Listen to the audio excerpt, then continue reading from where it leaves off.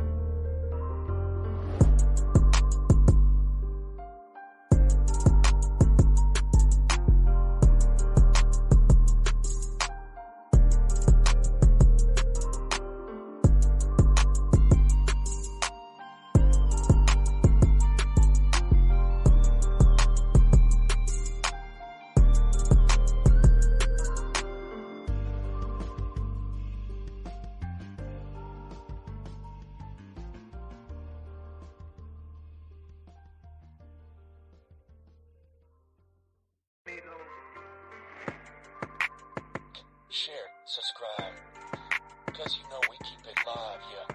Like, share, subscribe, cause you know we keep it live. You know we keep it live. Like, share, subscribe, you know we keep it live. You know we keep it like, share, subscribe, you know we keep it live. You know we keep it live.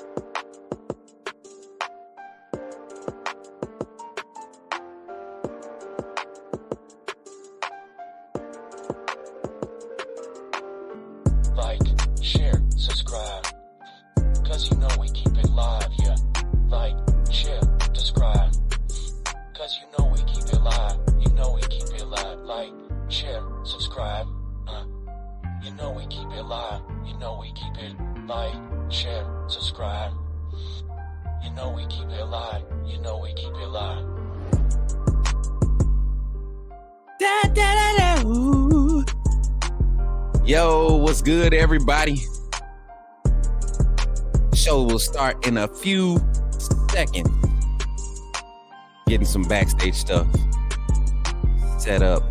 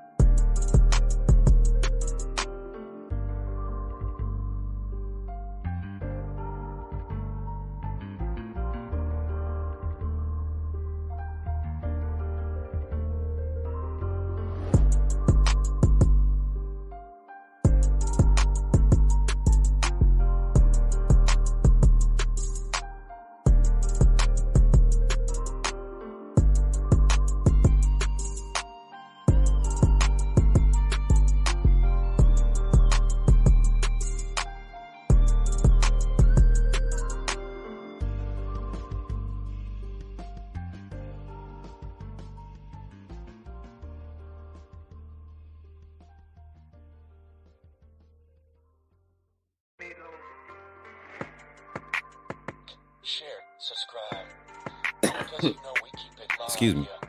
Like, share, How y'all feeling this morning? All right, y'all. I think we straight now. keep it live. You know we keep it live. Like, I think we straight now. Here we go. subscribe, Had some issues this morning. What's going on? How everybody doing this morning? I ain't trying to share, subscribe. prolong the time or nothing. We done had our intro time, man. I really appreciate y'all for pulling up this morning. My voice is kind of gone. Y'all gonna have to bear with me today. Lord have mercy. I don't know what happened. But listen, we in here, man, and that's all that matters. I'm happy to be here this morning with you all. And yes, the Coach Smoot Morning Show has just kicked off. The Coach Smoot Morning Show has just kicked off. This is what? Dang, what show number is this, y'all? I don't even I don't even know what show number this is. Like it's been going since we kicked it off. Today would make it so the pre-stream last Thursday happened during the night. So yeah, it's one of them things. Dang, my camera look good today, y'all. Look, we've been doing some upgrades. We've been trying to upgrade everything. We let our drivers update, been cleaning out our system afterwards, been taking our time making it do what it do. You know what I'm saying? Appreciate y'all for pulling up this morning. Listen, I got my producer. She'll be showing up a little bit later. But first comment of the morning goes to the Zach Wilges. Welcome in, Zach. Thank you for being here. Caleb King came in right behind him, man. Thank y'all for being here. Bino, good morning. Jay Townsend, Uncle Jay. What's good, Uncle Jay? How you feeling? Antonio's in the chat. Let's go. MJ, what's good, my boy? Everybody on Facebook, what's up, man? Everybody pulling up on Facebook side. C Bama says, roll tide. How you doing this morning? K Spray, how you feeling? Jordan Wright, how you feeling? Good morning, everybody. Shane B, how you feeling? My boy Jay, how you feeling, man? Pull up on his YouTube side, man. It ain't hitting on Twitter like it is on YouTube, I promise you. The chat is different over here on the YouTube side. I'm telling you, man, it's different. And then plus I can see all your comments, all your takes if you pull up on the YouTube side. Plus, it would be cool to have some of the juke joint folks call in. You know what I'm saying? Have some of the juke joint folks represent. Put your name on the map. Put your family on the map. You know what I'm saying? Put your Twitter space on the map. You know what I'm saying? Nah, but for real, pull up, man. Bama Bill, how you feeling? How you feeling this morning? Good morning, Clinton Howard's in the building. Let's go, man. Yeah, y'all like that? Y'all like the intro beat? I made that jump. No cap. Boss lady over there, she heard me in here making it. And it was just like a little hard cut. I ain't even want to do nothing crazy. Y'all want to listen to it? Hold up. Yeah. Little vocal edit. Nothing crazy. I wasn't trying to do no studio quality. I was just trying something out. I ain't know y'all was going to like it, though. That junk go hard, dude.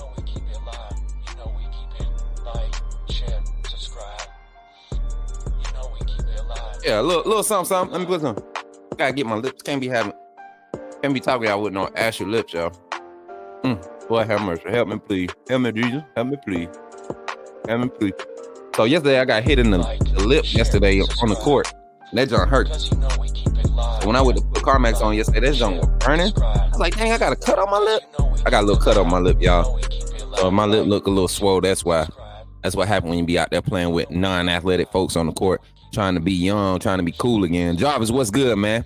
My boy JB in the chat, what's good, man? We all here, man. Listen, as the chat continues to grow, Mary J is in the chat. As the chat continues to grow, make sure y'all take the first 2 minutes of this stream, man. We want to take the first 2 minutes to like, share, and subscribe. When I say like, just hit the thumbs up button. It doesn't cost anything. It's free. Share it, man. When you hit share, you don't even have to put a crazy description on the platform you share it to. Just share it to Twitter, share it to Facebook, share it to Instagram, share it wherever you have a social platform. That way we can get Alabama fans in here to enjoy the vibes. We may not be the blue collar information website, but I guarantee you're going to find out some perspective here. You're going to find some perspective. You're going to have your voice heard.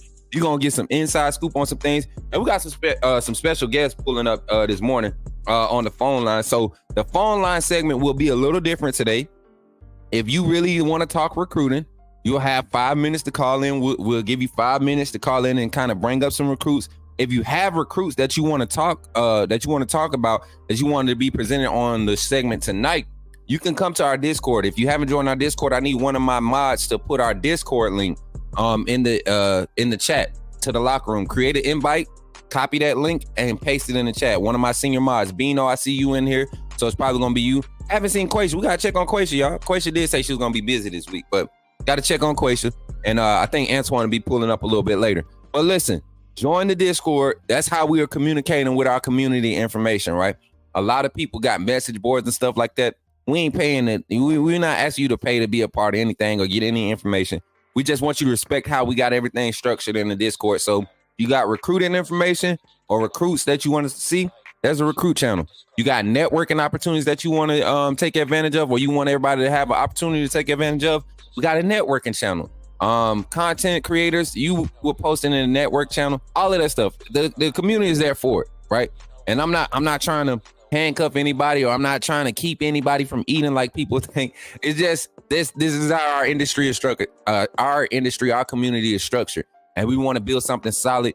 We don't want to just have a freelance type of mode where people feel like they come in and disrespect what we're building. We have a family here at the network, so at the Coach Smoot Network, and it's authenticity above all. AAA. If you see them A's in the chat, that's what they represent.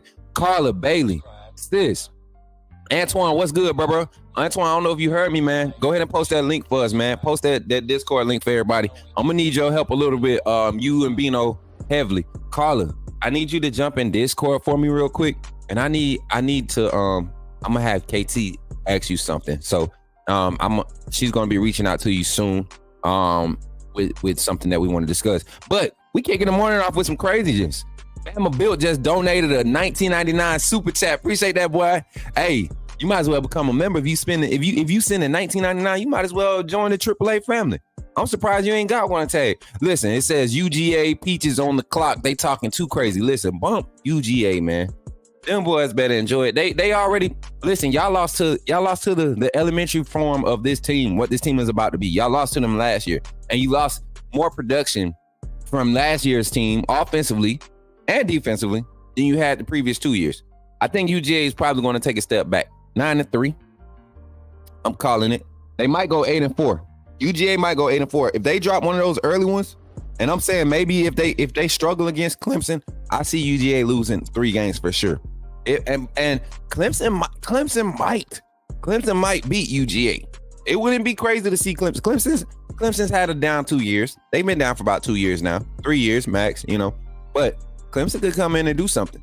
They feel like they Coach Dabo and his thoughts on the transfer portal. That might be a piece of why they're kind of behind, but they're still a competitive team. And the moment they get a roster together, that's kind of like what they did before. It took them 3-4 years to get a recruiting class cycled in and developed. And then when they put those guys out there, by their junior year, they're ready to play, and they playing at a high level. They getting around to that time frame again. You might see a good game between Clemson and Georgia. I like it. Yeah, Georgia. If they go 8-4, they're not making the playoffs. They're not making the playoffs. But I think more so than anything, Alabama is more poised to just kind of upset teams. People really are underestimating what we're bringing to the table. Rightfully so, right? You lose the GOAT, you underestimate it. But then some people are just blatant. Some fan bases are just blatantly disregarding the talent on roster here at Alabama. So we're going to dive into some recruiting, though. We're going to dive into recruiting talk today. Appreciate that $19.99 super chat. I really do. And yeah, we're going to get into it, y'all. Bama Built is my other account. Oh, that's you, Corey? Okay. Pull up there. Look, appreciate that, man. Appreciate that, my boy. Appreciate that for real. All right, so this morning, before we get into all of our recruiting talk, before we open the phone lines, we have some special guests jumping in today. One, you already know him. You all already know him. He's been on the show on the phone line a few times. And he's my partner in our recruiting sector of the Coach Smoot Network. And it's the one and only Brody Smoot. He'll be jumping in here to talk the 26 recruiting class, right? With me, we'll have him on the phone line. We'll use him. We'll call him here in about 15 minutes. We'll be calling Brody in about 15 minutes. Talking 26 recruiting class.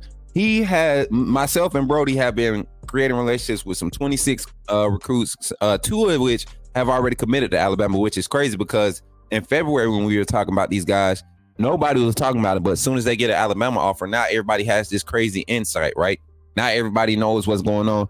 Well, I think for the small guys like myself and Brody, it's starting to become a little agitating because when these guys finally announce, it's as if these big time beat writers and stuff that kind of try to have this claim to fame with discovering these recruits. They don't really allow these recruits to have their space to do what they do and enjoy the recruiting process, right? They kind of try to write articles and do things that kind of favor whatever school they're hoping the kid goes to, when you should be unbiased in the approach and build relationships. So me and Brody, that's been our approach on it. And the recruits, they respond well to it. So y'all can definitely expect to see a lot more future targets or just prospects in general. College football, high school prospects who are being looked at not only by Bama, but just across the landscape of college football, coming onto the show and just enjoying the vibes that we're creating here. So gonna have Brody on for that. Then this is special for me because this is a person that Since I've started following Alabama recruiting, trying to really dive into understanding what recruiting entails and like kind of where to look for information. I was privileged to meet this legend, y'all. And I'm not sunshine pumping. I'm not brown nosing and nothing like that. Like, I really respect this gentleman, what he does for Alabama and recruiting and covering recruiting. Rodney Orr. If you have not been, if you've been a Bama fan for 30 days and you've been a person that follows recruiting, you know the name Rodney Orr. He's very well versed in the recruiting aspect. He has ties to all of the major recruiting sites, right? That put out the ratings and all of that stuff. So we'll actually have him on the line in the second half of the show, and me and him will be dialoguing. I had the privilege of meeting him while reporting for Alabama while I was on the other side, right? And it was a good time. I always had good run-ins and good interactions with Rodney. Want to appreciate him for agreeing to come on the show this morning. And it was kind of last minute notice. I had somebody else that was supposed to be on, but they schedule conflict. But Rodney he's coming on, and we're gonna have him on the phone line. So y'all get to get some real intensive talk about this next class coming here in 25. Y'all see the recruits that we already have committed in this 25 class. I think we're up to 11 now. I want to say 11 or 12. This class is shaping up to be a monster class. And I'm telling you, when we get to talking with Rodney, you're going to see why we're so excited about this class of 25. The first full class, recruiting class under Kalen DeBoer, Courtney Morgan, Jatavius Sanders, and this staff, man. Ellis Ponder, Director of Player Personnel. I'm senior. I think he's the Senior Director of Player Personnel over at the university. So I'm excited, man. And those are people that I've had the opportunity to sit in the presence, meet them, interact with them. And I'm excited. Appreciate y'all for tuning in. Again, we got another super chat popping the morning off. $20 from Uncle Jay. What's up, Uncle Jay? He says, showing a little love for my AAA family. Good morning, Coach Smook, a.k.a. nephew. I got a 2020 twin on it this morning. Uncle Jay coming in with the energy, coming in with the vibes, y'all. So, like I said, appreciate you, Uncle Jay. 100%, man. AAA family. We SOS, standing on Smook, man. Standing on business. That's how we roll. I appreciate y'all for tuning in tonight. Let me put my mic down. I got that mug way up over my face. Listen, and y'all see my lip. Don't laugh at me, y'all. That junk hurt, man. I had to put some witch hazel on it. Ugh, it hurt. I hate that junk. I got hit in the lip yesterday. It's swollen a little bit. Don't laugh at me, y'all. But I'm gonna talk good, and I'm gonna try to do good. What's up, everybody? Gil Cruz is in the chat. How you feeling this morning, man? Tamara Johnson, look, she made it in this morning. Look, that's a working woman right there, y'all. She be working hard. Car Conversations, I see you jumped in the chat. I see you, sis. How you feeling this morning? LaDarian Hamilton, I always knew you could do it on your own, Smook. Oh, snap. Look, appreciate you for pulling up. Listen, if you really knew I could do it on my own, join the AAA fam. There's some gifted memberships out there. Maybe if you go back out and come back in, you might get gifted a free membership, man, and you get to experience all this content we about to post. I got a video. I'm posting 2 videos today after this stream. I've got them edited already. One, we got these Zach Wilges. We got the cut from yesterday when he sung the Bon Jovi song. We got that. We posting that one. It's going to be edited a little bit, so it's going to be funny. Y'all know I always got to put my comedic twist to it. But we also got some clips. I got a series of clips of running together from all the previous shows so that people can start understanding what type of energy we bringing. And yes, it's taking some time because I'm doing my own editing to start it off. If y'all know some editors, people that do video editing, put them, send them my way. But we're not looking to pay no ticket. We want to help somebody that's trying to grow. So if you got some skills, you want to get some exposure, you want to try to grow with the Coach Smoot Network, let's take advantage of it. And no, I'm not trying to, get nobody to work for me for free. I just want somebody that's want to work with me. I'm not getting paid to do this, I'm doing this solely based off my passion. And you guys are deciding to support with your monetary value. I've never begged for anything. So I appreciate it. I appreciate it 100%. Now, with that being said, if you're looking to collab, you're looking for collaborations, do it the right way.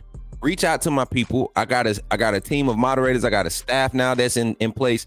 Do it the right way because we want to network. We just want to do it the right way, So if y'all see my moderators deleting your comments, you coming in here rubbernecking, trying to post your links and stuff, and they deleting it, hey, that's what we supposed to do. We were protecting the house. We protecting the network.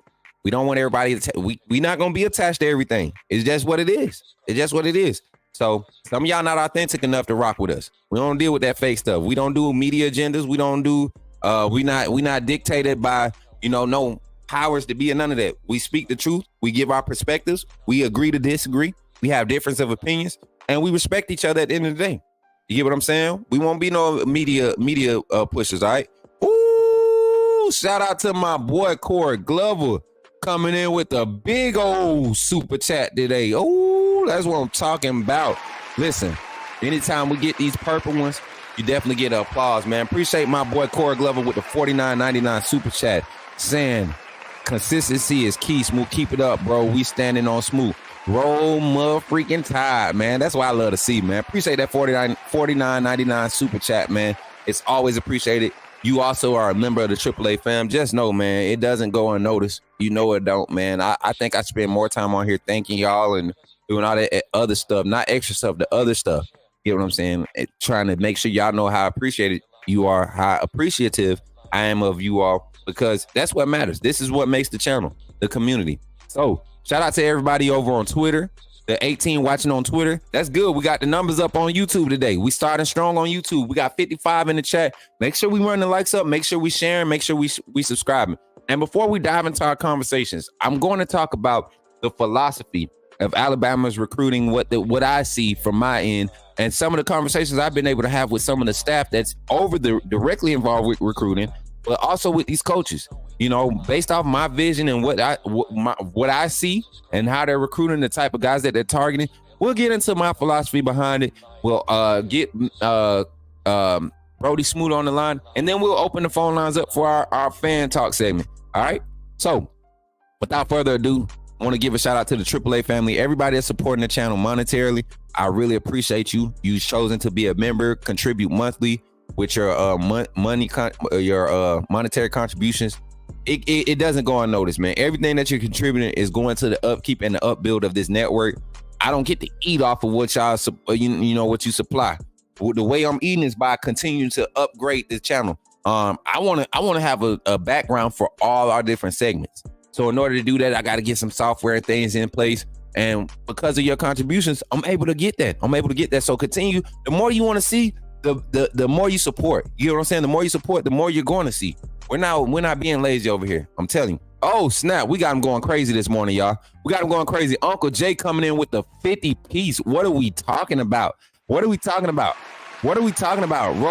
AAA, the definition of a real family with Uncle Jay coming through. Yes, round of applause when them purple ones come through, y'all. You want some of that? Get them purple ones in. That's how we doing it, man. Appreciate you, Uncle Jay. You know I appreciate you more than you can know, man. It's past the money. It's past that. Y'all already know. It's all about support. It's about authenticity. I can appreciate everything that you guys are doing for the channel. I know the AAA family appreciates. As a matter of fact, while we're sitting here, run up the AAA emojis. If you part of the AAA family, run up AAA emojis. Wow, we run your shout out video. This is y'all's, man. This ain't for me. This ain't nothing for me. This is for y'all. I love y'all. Here's my my shout out and my welcome to the AAA family.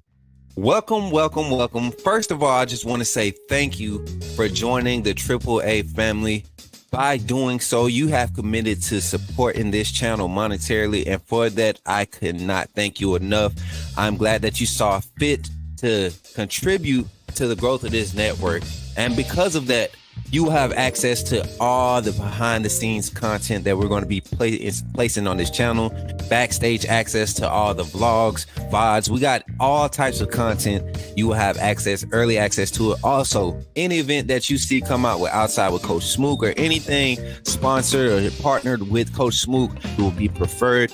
And we will all make sure that we're all taken care of. This community is going to continue to grow. Don't miss out on any opportunities to network. We have other content creators. We have business owners. We got entrepreneurs. This is Coach Smook Network because we believe in networking. We want to uplift the community. So thank you for contributing to helping that mission, seeing that goal. And that's really what we're here for, right? We're here to uplift and continue to grow. So thank you for all your contributions and welcome to the family. AAA SOS.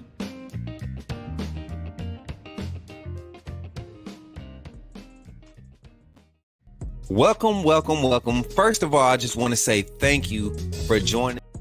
I be looping it for no reason. That be the intro. See, because I ain't got my producer. Y'all know when I don't have my producer, that's gonna happen, y'all. I be doing like 6 things at once. That's why I ended up having a producer.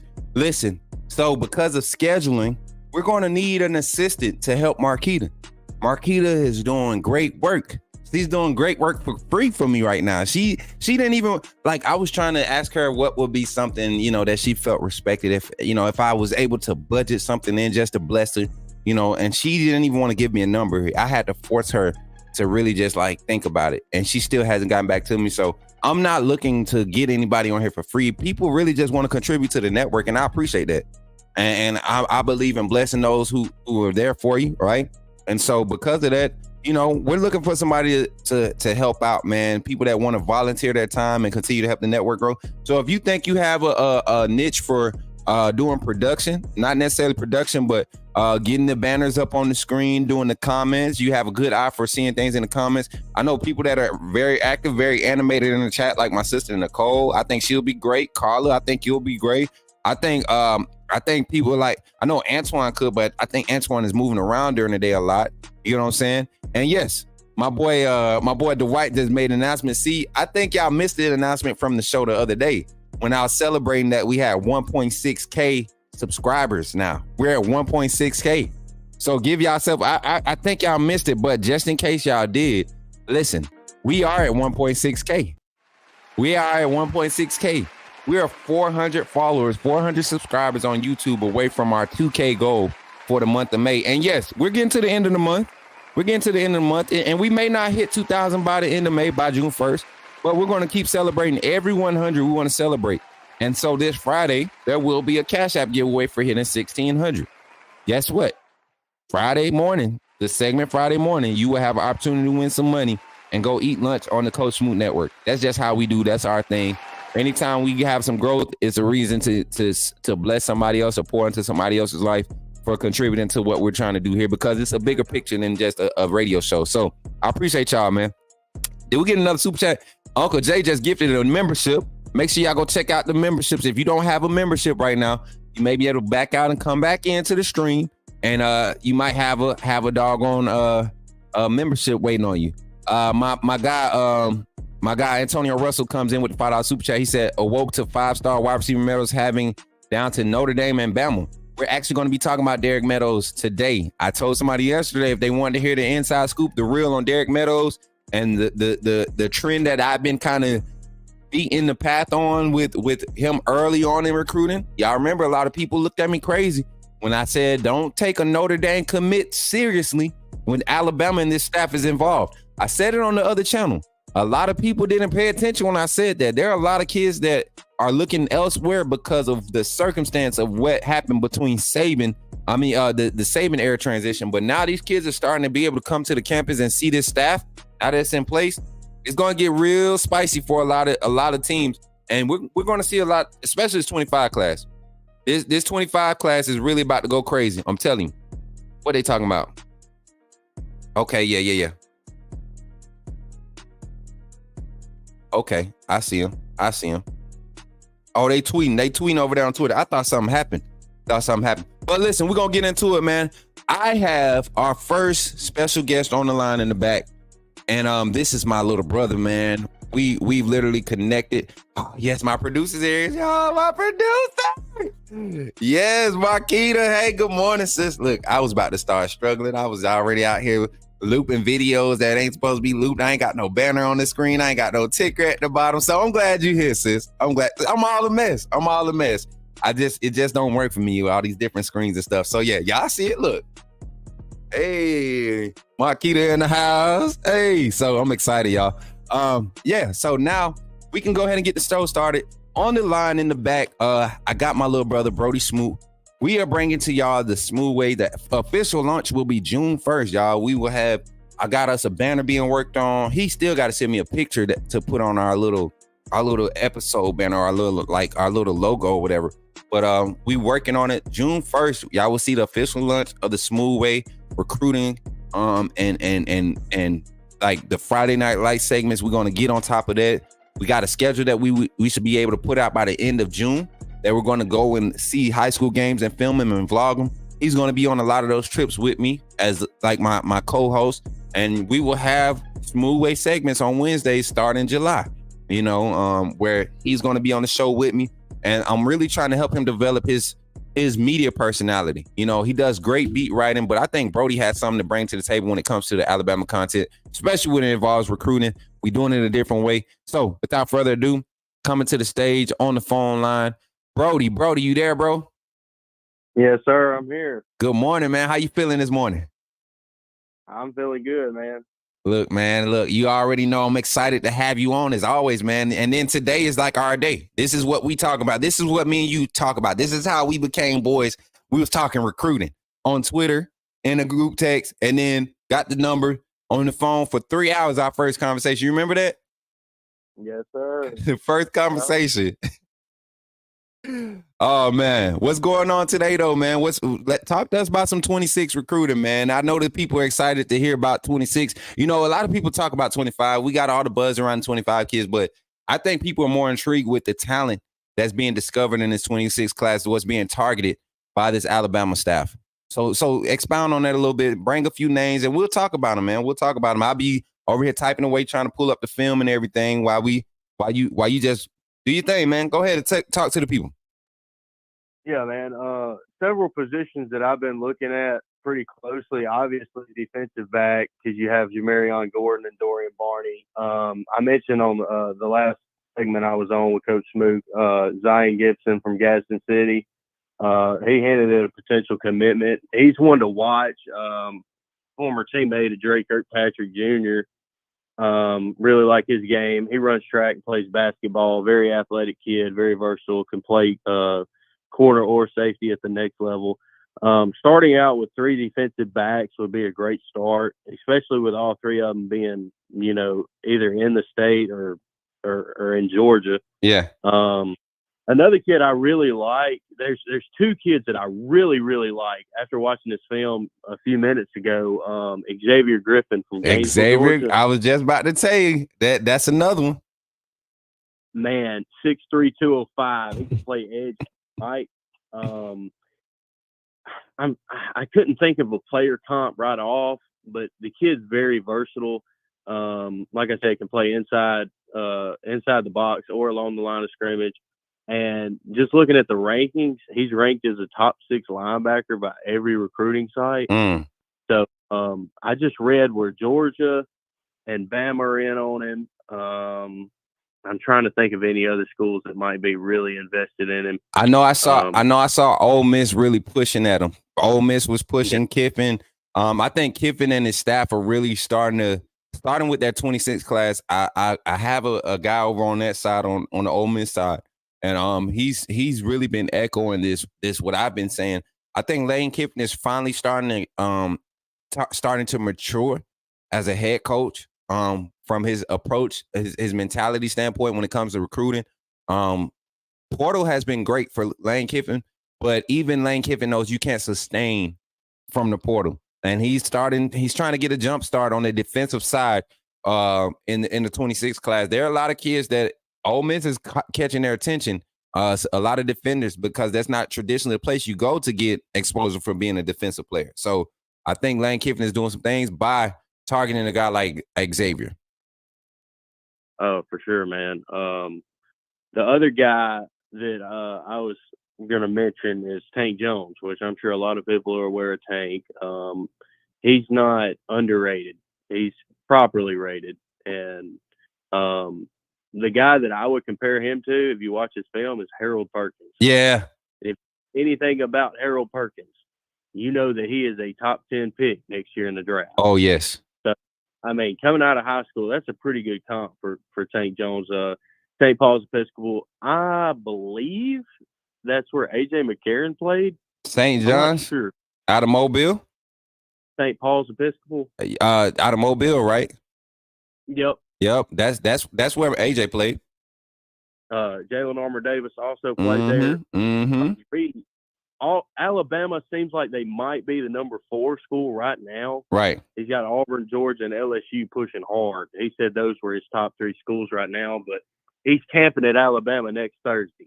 Okay. And he already has built a close relationship with defensive coordinator Kane Womack. Mm-hmm. So I'm really interested to see how his recruitment continues to go. 26 kid. I wouldn't expect him to reclassify. I've talked to Tank a few times, and very good kid, very humble, and like I said, reminds me of Harold Perkins or Michael Parsons, one of those comparisons. But yeah, another position that I know a lot of people are interested in is quarterback. The only quarterback that I know that Alabama is truly going at, like truly pushing for, and that I know he has a green light, is Faison Brandon, out of Grimsley High School in Greensboro, North Carolina. Mm-hmm. He's about 6'4", 185. He's visited Alabama multiple times. Really seems to like the new coaching staff. Right. He'll be on an unofficial visit this summer. I'm not sure the date as of right now, but as far as the 25 class, we're going to take one quarterback. So I don't know who it's going to be.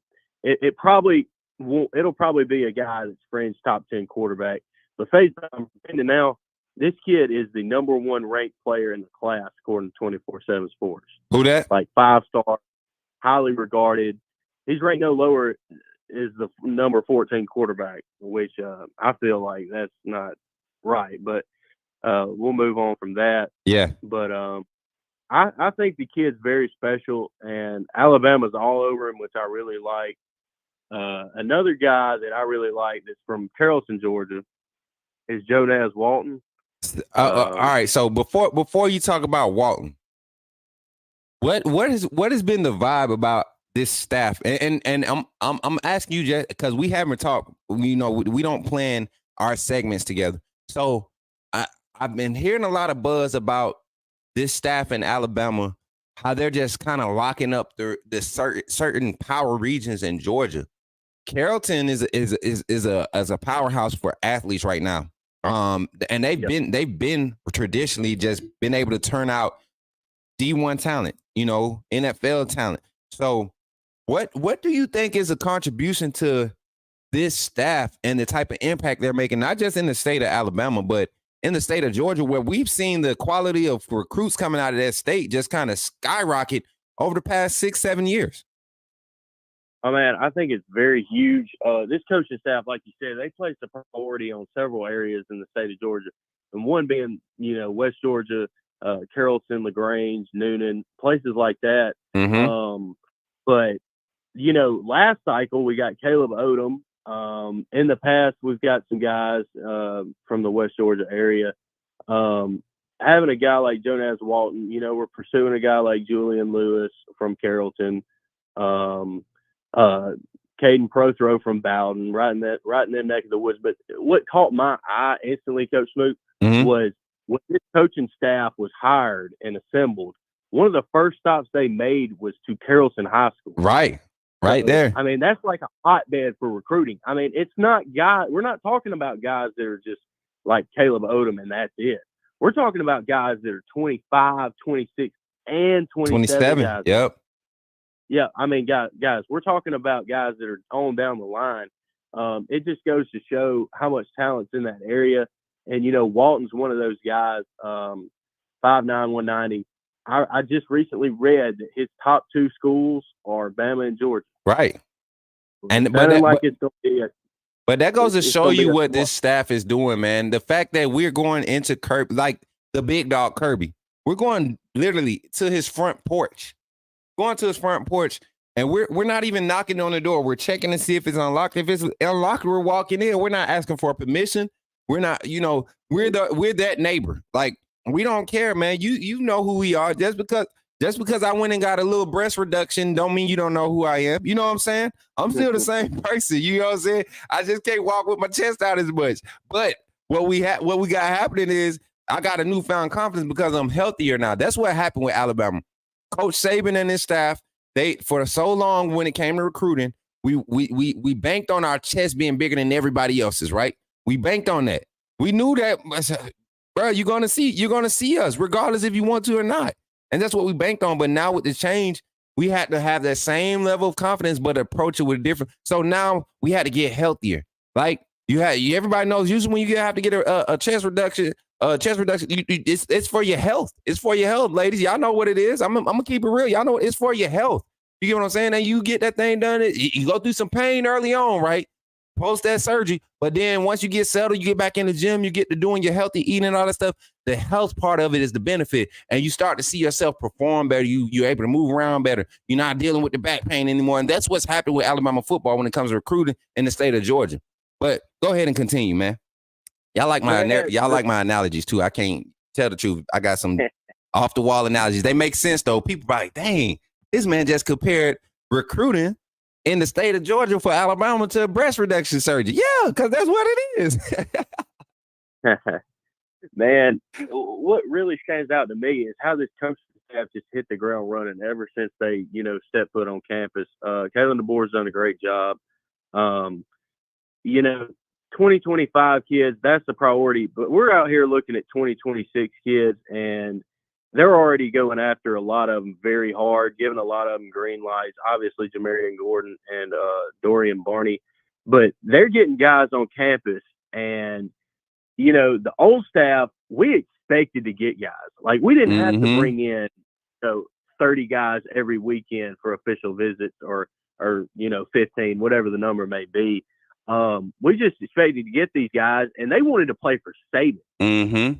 Now you have to sell these guys on this new coaching staff what we're going to be able to do.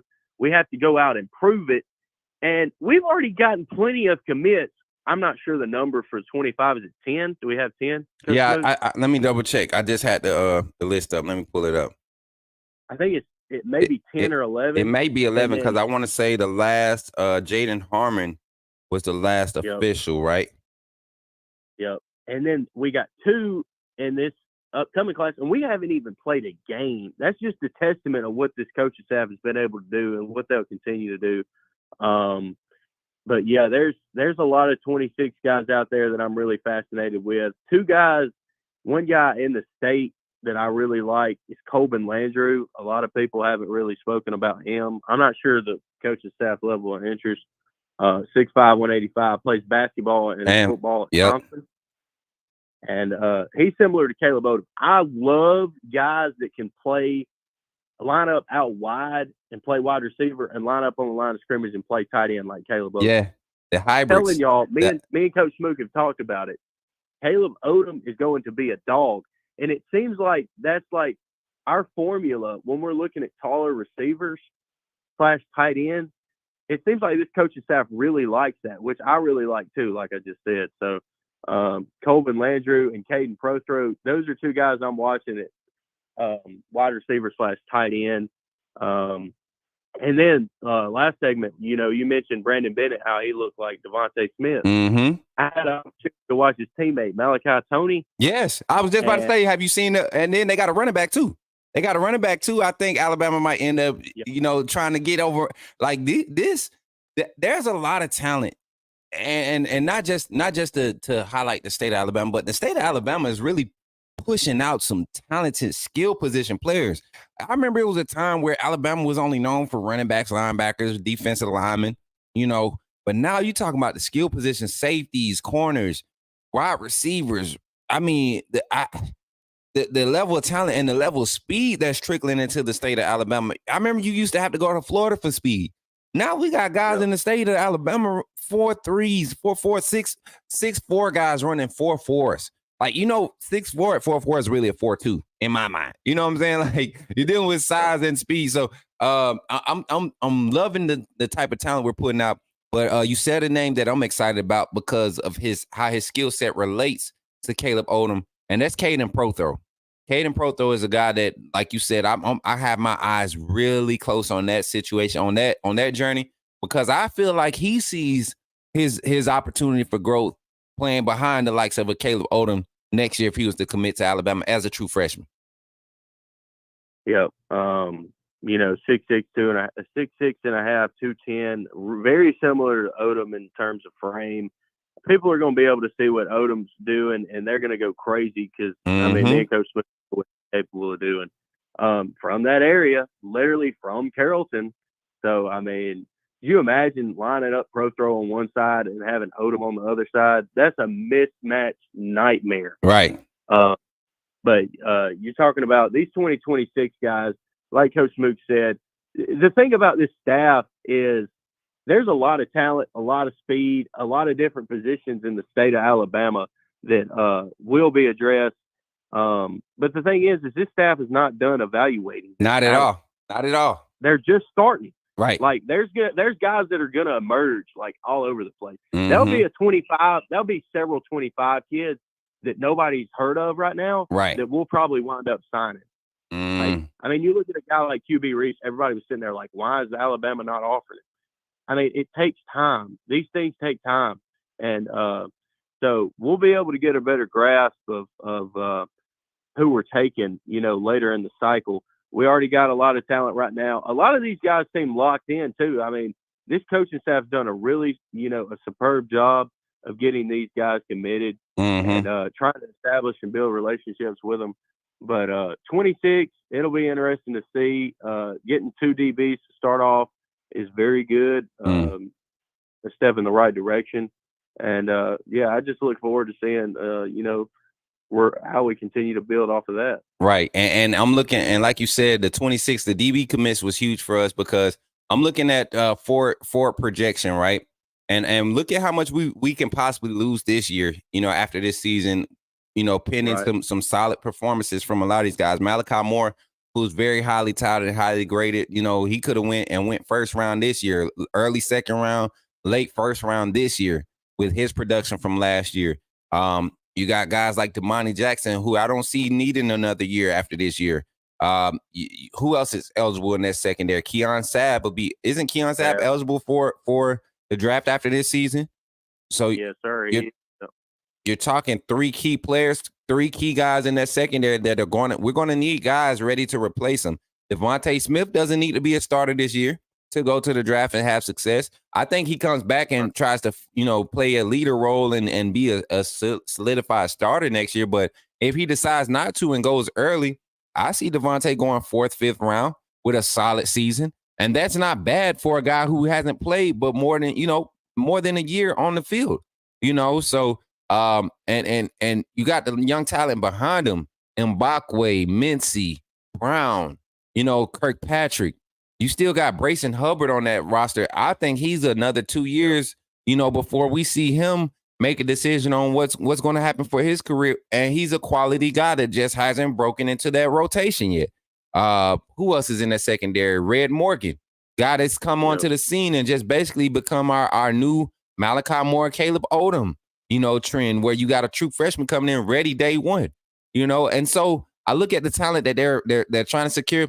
You don't see a lot of guys in the 25 class, secondary guys in the 25 class, because we're going specific. Dijon Lee is one that I know he gets on. If we get that hard commit, we get him to sign to Bama, commit, he's going to have an opportunity to start day one once he gets on campus. He's going to be able to compete. He's going to be able to get out there and show what he's able to do. And I think he's a big part of this class when it comes to recruits in this 25 class. But it sets you up. It kind of sets you up. The staff has a great idea of how they want to attack the roster and how this roster turnover is happening. And they're trying to get guys that are really trying to give them at least 2 years.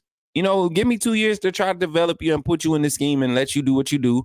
And if that doesn't fit your vision, then we can move forward from it. But if you give us this time, I guarantee you won't regret it. And so far, I think that's the message that they are buying into, man. Brody, last statement before I let you off and I open up the phone lines, because I think you got people pumped up about a lot of these recruits, man. Yeah, for sure, man. I think one thing that I really like about the coaching staff is they realize like how much talent we currently have on the roster. Mm-hmm. A lot of people are recruiting out about offensive line and DV. And if you look at the recruiting, that's 2 areas where we don't really have a lot of commits. Mm-hmm. I'm not sure that we have an O-line commit right now in the 25 class. And then 26, I know we don't. DB, they realize, like you said, long-term potential. We have guys like Mbakwe, we have Mincy, we have Xavier Brown, we have Red Morgan. We got talent there, y'all. I mean, there's really no reason to just start fruiting out. Right. Offensive line, too. I was talking with my dad yesterday, man. You got 2 guys coming back in Booker and Roberts. And then you got you got Proctor, Pritchett. You got 2 options. You got Vandemark and you got Formby. This offensive line has the potential to do something really special and silence a lot of people. But as far as recruiting, I think we're going after just a lot of high profile guys. I mean, that's the thing. We're just being patient with evaluating the offensive line and defensive back room because we realize that we're going to be losing a lot of people. So we want guys, like you said, Dijon Lee, that can come in and immediately make an impact because those are positions that we're going to lose a lot of people at. You're Right. losing Booker. You're going to lose Jaden Roberts. You're going to lose Malachi Moore, Keon Sabb, like you said, Devontae Smith, guys like that. So I feel like the coaching staff is really taking their time at certain positions and really doing a good job of getting guys to buy in at other positions, you know, that can play potentially early, but also guys that can continue to develop. So it's just going to be interesting to see how this class, you know, formulates and then 26 class comes around and it's going to be interesting too. This coaching staff second full class. So yeah, man, that's about all I got. But it's just be interesting to see what this coaching staff's able to do. And I wouldn't, like I said, I wouldn't start the fruit out or anything. I would just trust the process because that's what we did with Nick Saban. So you know we got to do it with Kalen DeBoer. I mean, and why not when the horizon is just looking a little bit brighter? Like every day you turn on the recruiting news, or every time you look at a beat writer talking about this staff and what they're doing in recruiting, or the environment, the culture that's being set or established at Alabama since Coach Saban has left, it's like you have more reason to believe. And yes, we may be being fans in some of these instances, but the proof is in the details, like Coach Sean says. And the details are telling me that recruits that were backing out and not trying to deal with Bama when Coach Saban retired, these same recruits are going public and saying, I can't wait to go back. Like, I need to go back and make sure this is what I saw. You know, and this is what a name that, and we're not going to jump on it because I got Rodney Orr coming on to discuss the 25 class. But a name that really allowed me to solidify that way of thinking, Caleb Cunningham. Caleb Cunningham, wide receiver out of Mississippi, 25, class of 25. I think his decision and indecisive, not necessarily indecisiveness, but his decision to reopen his interest and really pay attention to what's happening over at the University of Alabama makes me believe that, man, whatever this staff is preaching and whatever they're getting these kids to buy into on these recruiting visits, when they go sit in these living rooms and they're at these high schools and they're talking to these kids, talking to these coaching staffs, they're saying something or doing something. They're able to showcase something that says that will get these kids' attention. And it's not about a bag, because I can tell you right now, I know from a personal conversation that NIL was not discussed on this visit to the school. Like, a lot of kids, they be talking about money at the school, at the high schools. But you talk to Coach DeBoer and their staff, this staff ain't discussing dollars, and that's not the forefront of the conversation. Where do you feel like you could fit in a scheme like this where we average these numbers and these numbers? I see your film doing this. Do you think you could do this at the college level if this dude is in front of you? And a lot of kids take to that challenge. Everybody wants to be the top dog, especially in high school. Everybody wants to be the top dog. You come to Alabama, you're dealing with other dogs, you know what I'm saying, other top dogs. And that's where the focus should be. And that's how you create value for yourself. When you're able to compete against other top dogs, that shows. And then you get on the field, it's not as hard to dominate because you're going against the best. And I'm telling you, man, class of 25 is leading the way with trying to create that super team. 26 is not far behind them. It's not far behind them. Yeah. I'll close y'all off with this. This is what I always come back to. You know, Kalen DeBoer, if you just look at what he did in 2 or 3 years at Washington with lesser talent, just think of what he can do at Alabama with even more talent in the SEC with a better coaching staff. Mm-mm. You know what? 25 and 26 has a chance. Go ahead. Go ahead, bro. It has a chance to be really special. So, you know, you just got to trust the process and be patient. And I feel like this coaching staff's already done a tremendous job. Will continue to do a tremendous job in the future. So Brody, this is what I was going to say. I look at what they've done just thus far. Ryan Williams, right? That was number one for me. Ryan Williams, that was the first step. But then you turn around and you go and flip Antonio Coleman. You go and lock in Daryl Johnson. You go and lock in Derek Smith. You go and lock in, you keep Turbo's commitment. You go and you get one of the probably the most underrated 4 stars in this class in Jaden Harmon. You go and get his commitment, right? Then you still you maintain Miles Johnson, who's going to be probably one of the top inside linebackers to step through Bama, and you pair him with Luke Metz, right, in that same class. Abdul Sanders out of Modern Day, Yeah. and now you got Marcus Harris on the front porch, checking out the scenery. You get what I'm saying? And then you go and you get this guy Lashier Brooks, a freaking speed burner, and Zamir Smith, two guys that you don't know where you want. Zamir, you don't know where you want to play him at. Do you want to put him on the offense side? Do you want to let him play DB? But last year, this staff is really showcasing their ability to get out and discover some talent. And I really you could bring that comment back up. 2026 will have the number 1 class in the country. That's what they say. But I think 25 will start that trend. I really think class of 25, this 2025 class is going to start the trend. If they're not number 1, it's because they literally got underrated. The guys that we have committed now, the 4 stars, we don't have a 5-star commit yet in the 25 class, right? But we all know Daryl Johnson going to be a 5-star. Antonio Coleman has an opportunity to be a 5-star. Derek Smith out of Selma, Alabama, has an opportunity to put up 5-star. Jaden Harmon has to be a 5-star at the end of the day. Zamir Smith, he's going to get his 4-star, if not his 5th-star by the end of this season. I'm telling you guys, this staff knows what they're doing. Brody, as always, man, let the people know where they can find you on the socials. And then what game are we hitting first? Before we get into your socials, what game are we hitting first? It's got to be I know my first production going to be Russell County. That's going to be the first production for the docuseries. But our first Friday Night Lights, where are we going, man? Is it Luke or is it where are we going?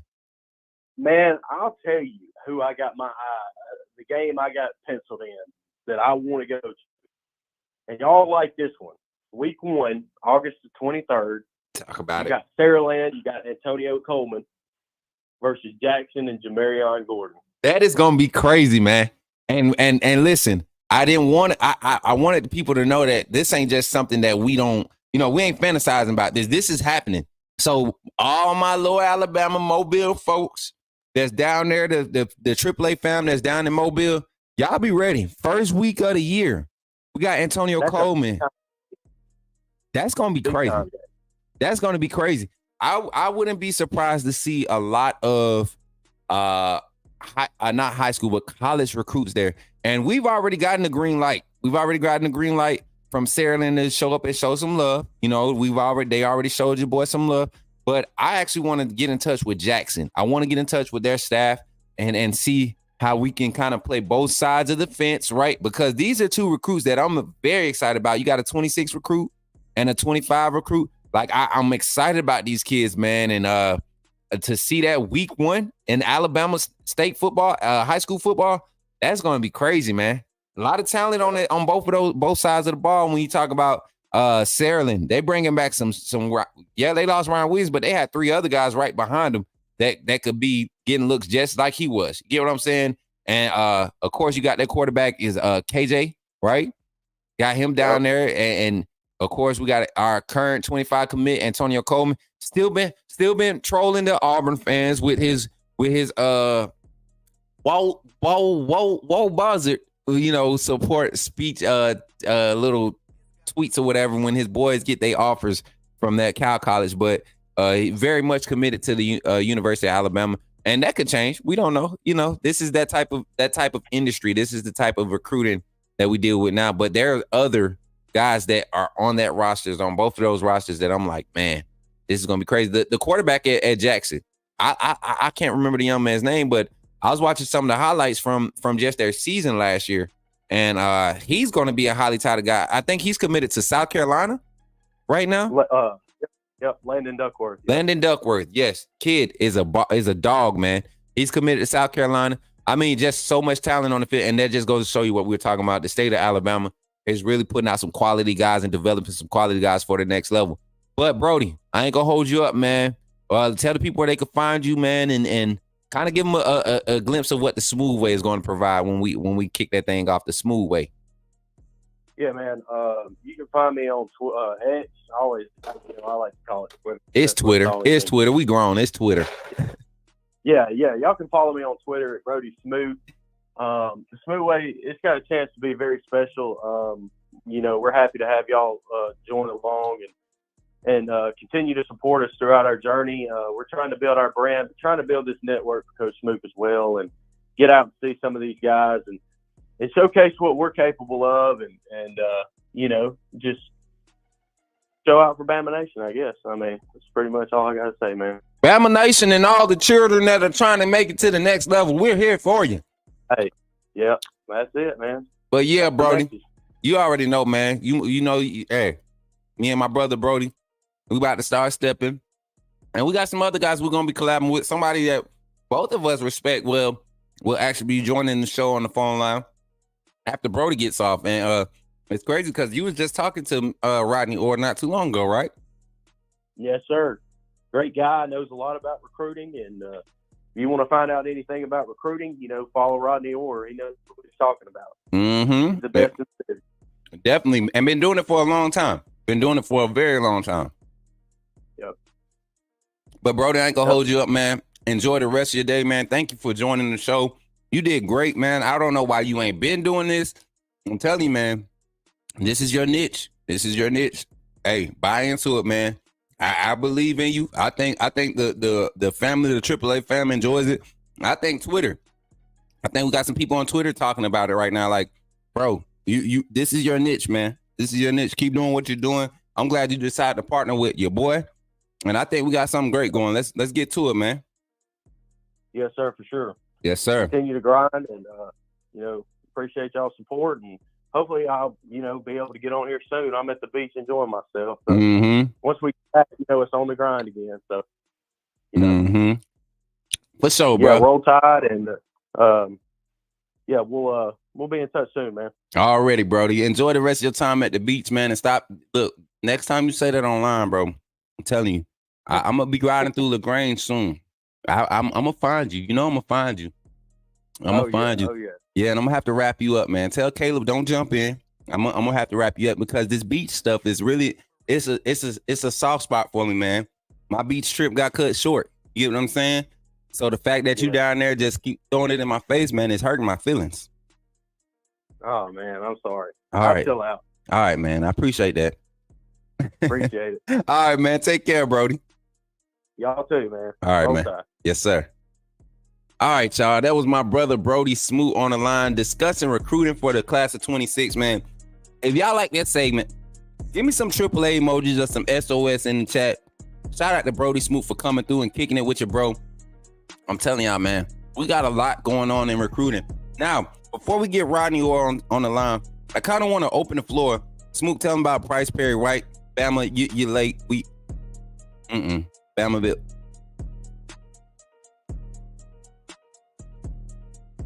Better listen to me when I do.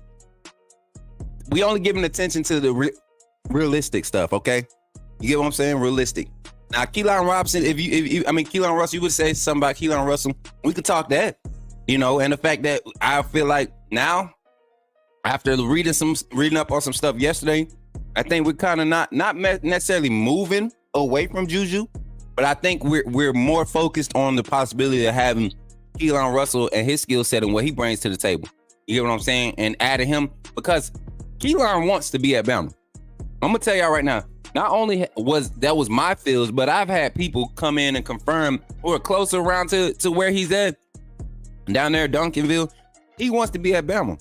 And I think he sees a realistic possibility of him being able to go out there and compete and possibly a starter his sophomore year. He's a developmental guy. He's already at a level where he's considered he's the number one player in the state of Texas, I believe. I think he's number one ranked after the new rankings came out. He's the number one player in the state of Texas. Rightfully so. You turn on the film, you can't miss him, right? And athletic quarterback with the arm talent that, to me, maybe the best talent in the 25 class. The best arm talent in the class. And there are some guys in that class that can really sling the ball. So it's good to see Keelan Robinson roll tide. Listen, Carlos Fulton, our resident Michigan fan. I don't know if y'all remember Carlos. He was the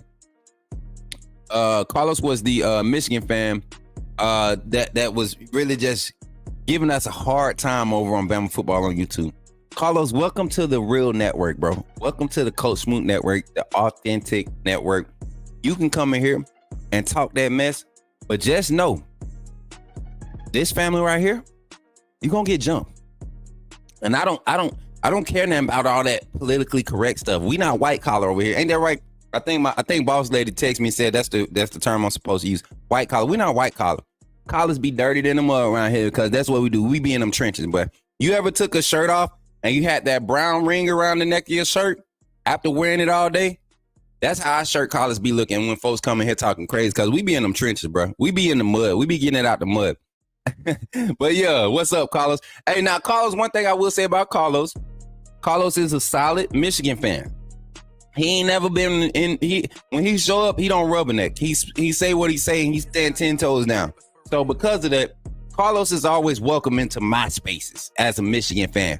I wish he had more Michigan fans that would do that instead of just watching and just kind of talking under their breath. I wish we had more of them to come in and pop off like he do. But yeah, Jay Jackson, tell him we got the big guns out of here. Hey, Ohio State gonna smack Michigan. As much as I hate to admit it, Lord have mercy. And y'all know I can't stand. I would rather Michigan win than Ohio State, but I feel like Michigan fans need to be brought down a level.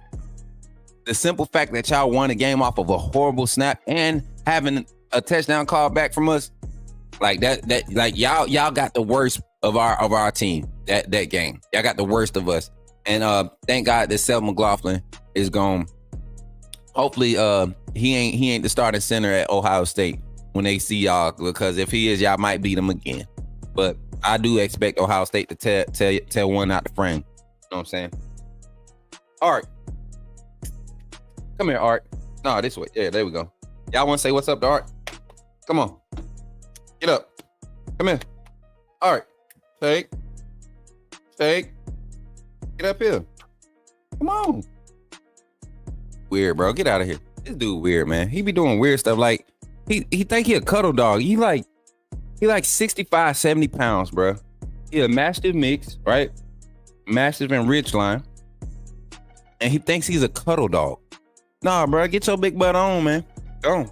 Get on now. Get.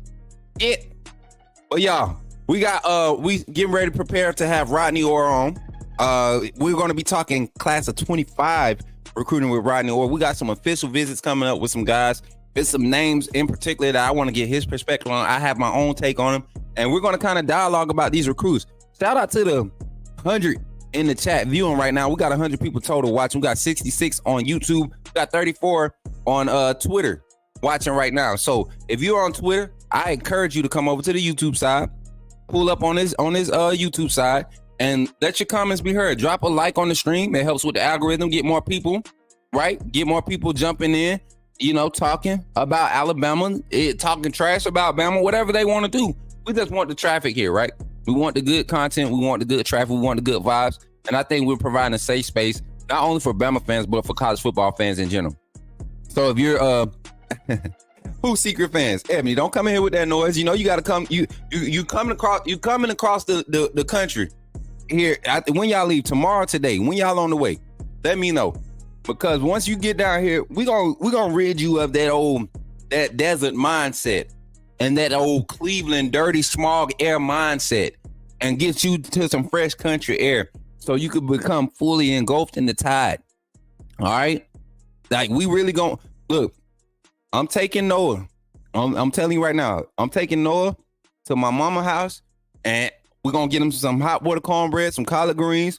We're gonna get him some of her famous macaroni and cheese, some of her dressing, the fried chicken. We're gonna give him the full deal so he can get a real taste of Bama, right?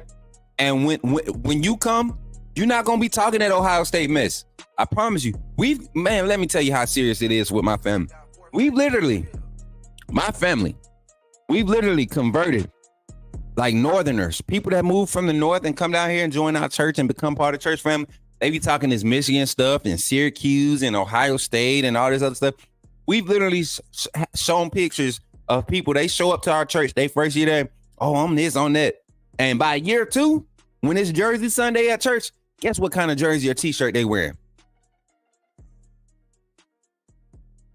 Better know it, because we don't play that. We don't play that. We want you to be a winner. We want everybody to be successful in life. And how do you be successful? You be an Alabama fan. Simple. That's you trust God, you trust Jesus, and you become a Bama fan. That's it. That's how you be successful in life. Come on, y'all. Be real. Who in the world is successful and they're not a Bama fan? Come on. Name one person. Name one person. Name one person right now in life that's successful and that's not a Bama fan. I'm just playing, y'all. Yeah, man. Hey, Corey Glover. Last time you told me, I ain't gonna put you out like that. I just know what I know. And what's crazy is the same trainer that you're talking about, me and that gentleman, we've had conversations before I even started doing like the whole recruited insider thing. It was kind of like a mutual conversation. So yeah, I know what you're talking about, but hey, I think Bryce is where he's at. And I think he's going to do great where he's at right now for his first year. And maybe next year, you know, with the way the portal works, maybe we see Bryce Perry hit the portal and try to be a where he should have been at first, which is Alabama. But right now, I don't think we get him, man. I really don't. But he has a official setup to come in Bama, which is cool. You know what I'm saying? He has an official setup. So we'll see how that gets. But yeah, what time is it? All right, it's time to get my guy, Rodney, on the line. So let me set that up real quick. And while we doing that, man, I want to give thanks to my AAA family one more time, man. I'm going to run this video again because a lot of y'all weren't here. And then we'll jump into some announcements. And then we'll get Rodney Orr on the line to talk recruiting. So without further ado, AAA fam, thank y'all. Welcome. First of all, I just want to say thank you for joining the AAA family. By doing so, you have committed to supporting this channel monetarily. And for that, I could not thank you enough. I'm glad that you saw fit to contribute to the growth of this network. And because of that, you will have access to all the behind the scenes content that we're going to be placing on this channel, backstage access to all the vlogs, VODs. We got all types of content. You will have early access to it. Also, any event that you see come out with outside with Coach Smook or anything sponsored or partnered with Coach Smook will be preferred. And we will all make sure that we're all taken care of. This community is going to continue to grow. Don't miss out on any opportunities to network. We have other content creators. We have business owners. We got entrepreneurs. This is Coach Smook Network because we believe in networking. We want to uplift the community. So thank you for contributing to helping that mission, seeing that goal. And that's really what we're here for, right? We're here to uplift and continue to grow. So thank you for all your contributions and welcome to the family. AAA SOS.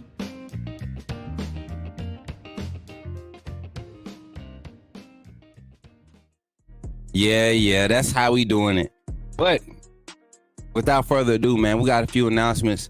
And Corey, I ain't taking no shots, man. I hope you're not taking that as me taking a shot. I'm just saying, like, I've learned very quickly in this industry, when people come in and like, I think I said this before. I don't give attention to spots where I'm not confident in, right? Well, Bryce Perry was a place that I gave a lot of attention to 3 weeks ago, a month ago, right? His recruiting journey. And I paid very close attention to a lot of things that were developing around him, right? And that Buford Bama connection right now is damaged. I want y'all to know that it's damaged, not hurt, it's not broken, but it's damaged. And what we're kind of targeting right now for this upcoming class, it doesn't necessarily fit the mold, but that's a guy that you go and get because of what he can and would be able to do if he was to want to do that, right? I don't think he wants to be in this type of scheme. I mean, look at his skill set. I mean, you look at him, he fits the mold for a Ohio State scheme. He fits the mold for a Colorado Coach Prime type energy. He fits the mold for, you know, what Auburn is promising to give a lot of these kids. So the fact that some of those schools are the ones that I'm hearing are really having his attention, it's not a surprise. It's not a surprise. And then he's a Buford kid. Last thing we got from Buford, you know what I'm saying? You know what I'm saying?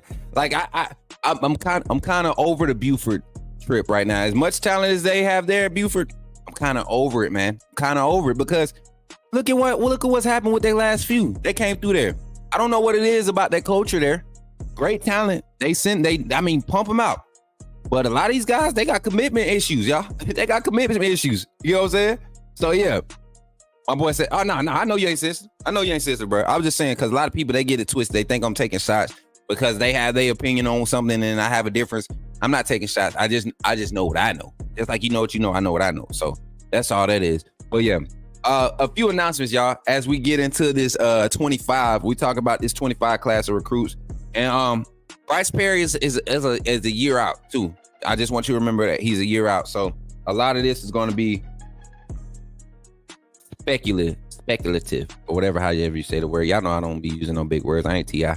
But listen, first announcement, man. Well, this is for the fam. I want you all to take advantage of having the opportunity to have your picture on our Coach Smook Network banner. This is the opportunity for everybody to become, be visually seen, be a part of the family. This is something similar to what you're going to see. And I'll full screen that bad boy while I talk about it. This is something similar to what you're going to see at all of our Coach Smook Network events, right? This is how I'm going to take a chance. I'm not taking a chance, but this is the opportunity that we're going to take as the Coach Smook Network to showcase and share our love and appreciation for you all by not just making it about my face being on stuff, but y'all are part of the family too. Y'all are part of the reason why this is growing. I'm updating this one Friday. So for those that haven't posted their pictures, the only way to get your picture on there now, I don't care if you got my number or not. If you don't follow directions, your picture ain't gonna be on here. Take your picture, post it in the Discord. We got a whole channel. If you ain't staff, you already know. If you ain't staff, it's kind of hard to kind of get in touch with me, right? But if other than staff, if you part of family in the community, really go in that Discord and post your picture. Hall of Fame College Football. What's up, JC? Said, Coach Smook, hope all is well with you and the AAA fam. You already know it is, man. I know you got to get ready for your show, man. We in here talking recruiting. I know you got a live to do, man. Appreciate you for stopping through, showing love, man. You already know what time it is. We just doing what we do, man. We just doing what we do, man. And that's create that content, man. Talking about Bama football, man. I'm excited about it. Appreciate you for stopping through, though, Jason. For real. Really do, man.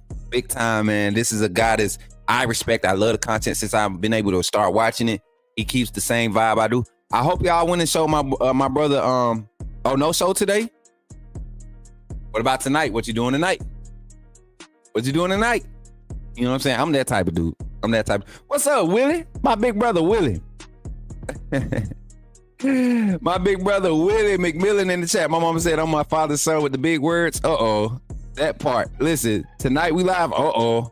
I might have to tune in. I got some recruits coming on tonight. Both of them saying they got family graduation stuff going on. So we might postpone the show. I'm not in a rush to put evening shows out. I'm going to just tell y'all straight up. I'm not in a rush to put evening shows out. There are so many content creators that do evening shows. Not that I don't want to compete. It's just I enjoy watching some of a lot of their stuff. I really enjoy it. And if I could get my community to go and see them and then see us collab the next morning, that's what networking is about. It's not all about Coach Smook Network or Coach Smook. It's Jason does great content in the evening for the most part. I would love for us to go and show his channel some support. You know, whenever I'm not live. You get what I'm saying? Like, that's what it's about, man. It's a respect thing, first of all. But more so, just understanding that I don't want everybody to be me. If there was more me's, then I would be irrelevant, right? I'm Coach Smook. Kangaroo Black is Kangaroo Black. Hall of Fame Jason is Hall of Fame Jason, right? Ty Hayes is Ty Hayes. Jake Merrill, Sean, they all who they are.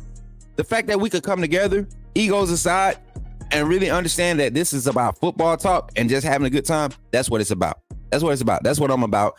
Regardless of what the narrative has been pushed out, that's what we about over here, and it's proven. So that's why the numbers keep growing. That's why the likes keep going up. That's why the shares keep going up. People are seeing that authenticity above all is a real thing. Everybody's tired of that beat writing, that fake stuff, man. We want the real. So, all of you white collar folks out there that's scared of this new wave, stop being scared of it. Jump on it. It would not hurt you to take not a step down, but to reach across the aisle and say, hey, man, how do you bring this to the table? Like, what are you doing right there? What do you think I could do? You know what I'm saying? That's what I did as a team reporter. I used to, man, ask Clint Lamb. I asked Clint Lamb for pointers. You get what I'm saying? Because I respect what he does as a reporter, as a beat writer. I asked Ryan Fowler. A lot of these guys that I respect, man. Jimmy Stein, QB Country, got to have a conversation with him. Like, these are people that I was previous to running into and basically either watching them from afar or learning from them through personal conversation. I respect what they do, man. You know what I'm saying? Spicy is good all the time. Spicy is good all the time. You can't go wrong going spicy. Smook, when you getting Ty on the morning show? Man, listen, Ty got other obligations right now, man. Ty got other obligations right now, but you know, when my brother get free and before he do what he do, I'm definitely gonna have him on one of the morning shows. We're gonna host and we just gonna debate. Y'all know me and Ty, we could act like we don't like each other and debate for a host. Well, we can't even act like we don't like each other. We always end up laughing because one of us gonna say something outrageous that neither one of us really believe, just to be play devil's advocate, right? And be the counter argument for a debate. So that's what makes me and Ty energy different than a lot of the people I'm on the channel with or I'm on panels with. So we definitely gonna have Ty on for a debate segment. And yes, it's gonna be animated. So y'all be ready to laugh, but also be informed at the same. We do got Marquita, you see what Moon Rocker just said?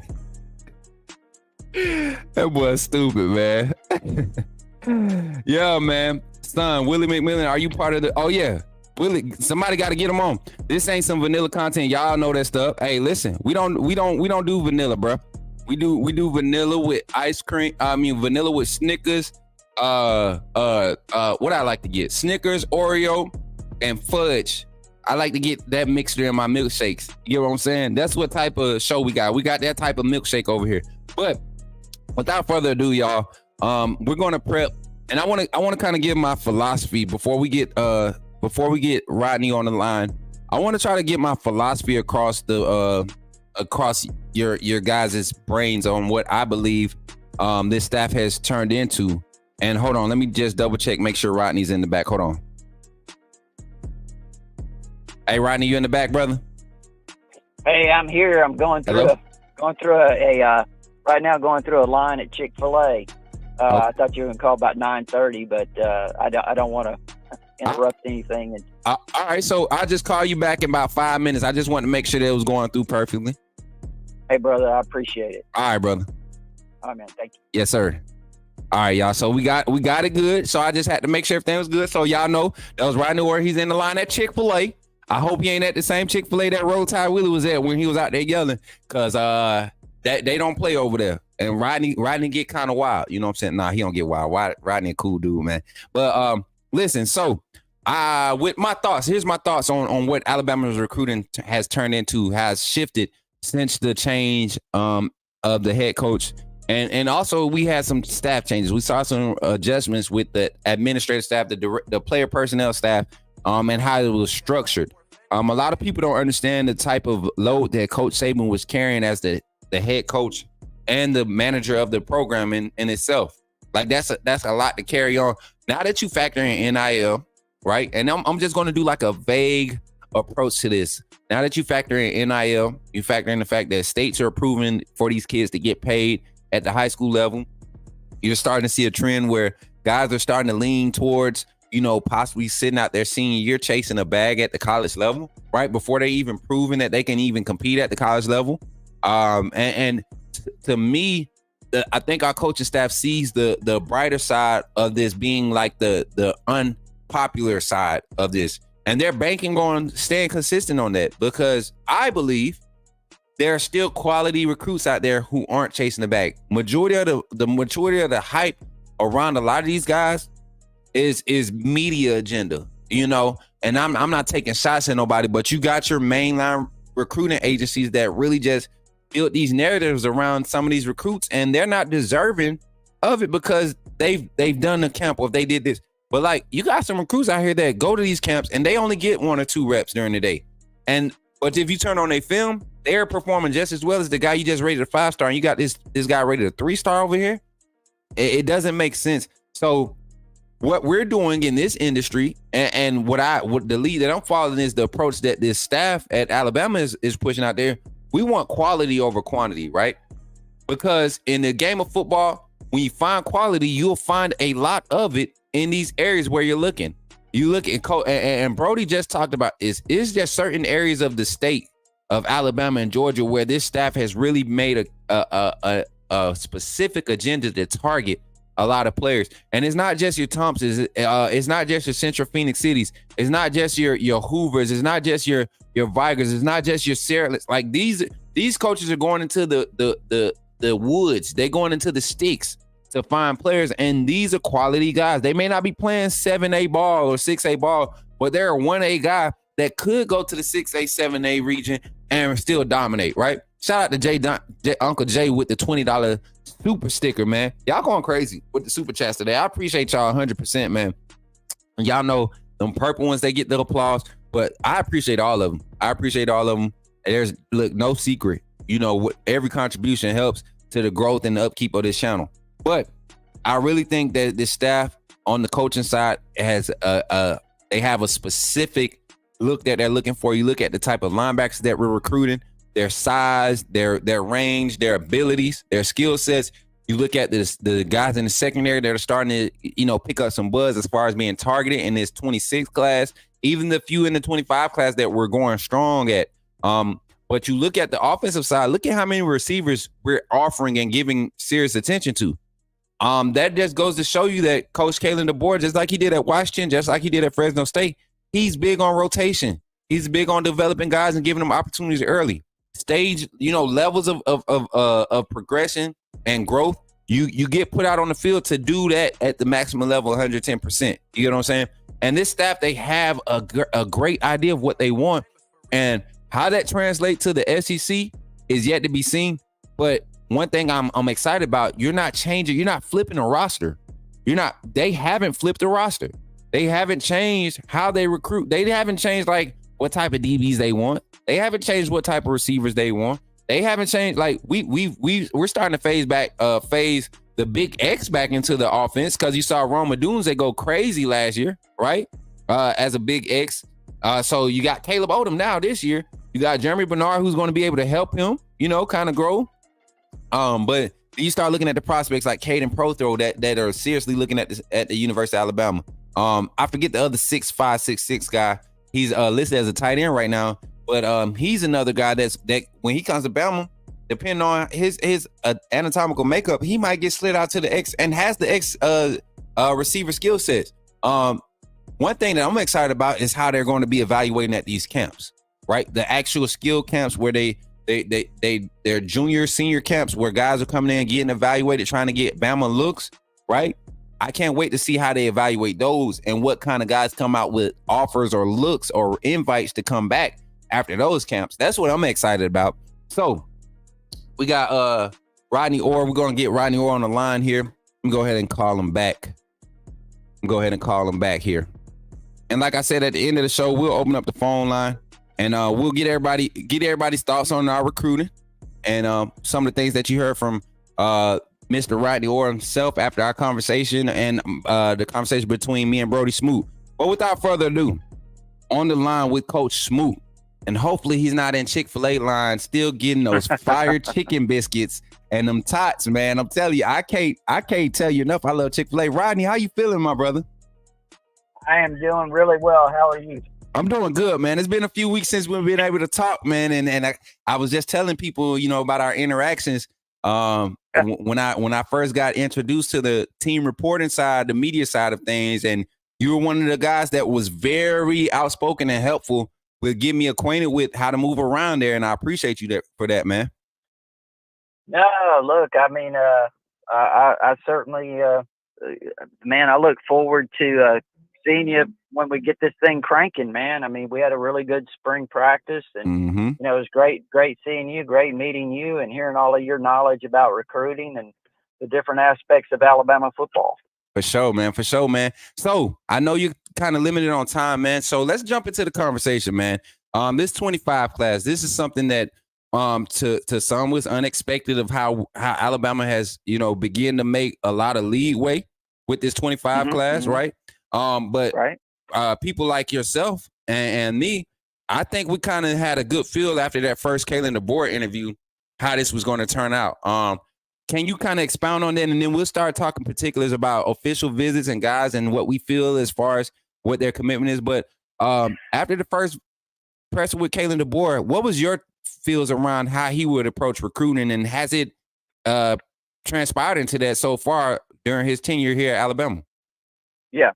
No, listen, I think one of the things, Smook, is that, a lot of people, they always look for the negatives or whatever they can try to turn into a negative. And the fact that he has South Dakota roots, he's really not coached in this area or been a part of the SEC territory. I think a lot of people question whether or not he could come down here. I know people were calling him Husky Harsin and this type of thing in reference to Brian Harsin. But, he's a really passionate guy. He's really driven. He's smart. He knows how to relate to people extremely well. And I think that's really what you look for. Someone who can relate to other people. It really doesn't matter where you're from, right? I mean, it's just, can you relate to people? And he obviously does it extremely well. I think these kids really like him. I think his coaching staff kind of mirrors him, his personality, and the way they approach and relate to players. So, I think he's done a fantastic job. Look at what happened when he first got here. He had to retain a roster. Thought he did a really good job of that. And I thought just being able to go in and close the recruiting class the way he did with Ryan Williams and Noah Carter, and then bringing in some of the guys that they have in the transfer portal, I think it's just kind of, it's a strong indication that, you know what, he's not in over his head as some people predicted. Right. And one thing that you highlighted just vaguely or very briefly was look at the spread and the range of the guys that he retained. Talking about West Coast kid, you talking about an in-state kid, you talk about a highly touted Georgia kid, you talk about, I mean, you really, he was up against it coming in behind Coach Saban, and he's taken it and handled it very well. And then you look at how everything ranked out, with that 24 class being secured. I think we ended up being the number 2 24 class. What was number 2? We went from being number 6 to number 2 after the final rankings came out. Yeah. Yeah, I saw that. I did notice that they got a little bump there with all the portal and all of that. Yeah, I'm with you. I mean, Smook, people need to step back and look. This is one of the greatest transitions in the history of college football, going from Nick Saban to another coach. I mean, it was something that I know for a long time. I kind of sat back and said, man, this could be not so good, right? I mean, it could be difficult. It could be difficult. Because I think the Sharks have been in the water. They've been waiting for Nick Saban to step aside so they could say, okay, Saban's gone now, and this run's going to end.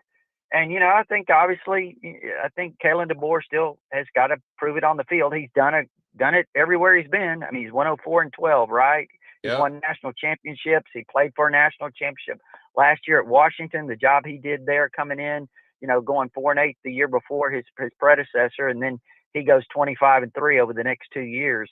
So, I mean, again, I think it's all promising. I think everything that we've heard, all the feedback we're getting has been really good. For sure, man. Now, I agree with everything that you said on this take. I think I was more so one of the front runners when it came to Kalen DeBoer being able to come down and be able to really capture the hearts of this Southern, culture that we have down here. One is because he didn't come in here like a Brian Kelly. You know what I'm saying? He ain't come down here doing all that crazy fake accent stuff.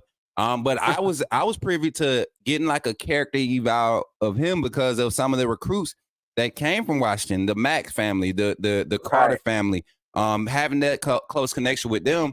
And talking with not just Noah and Austin, but the family.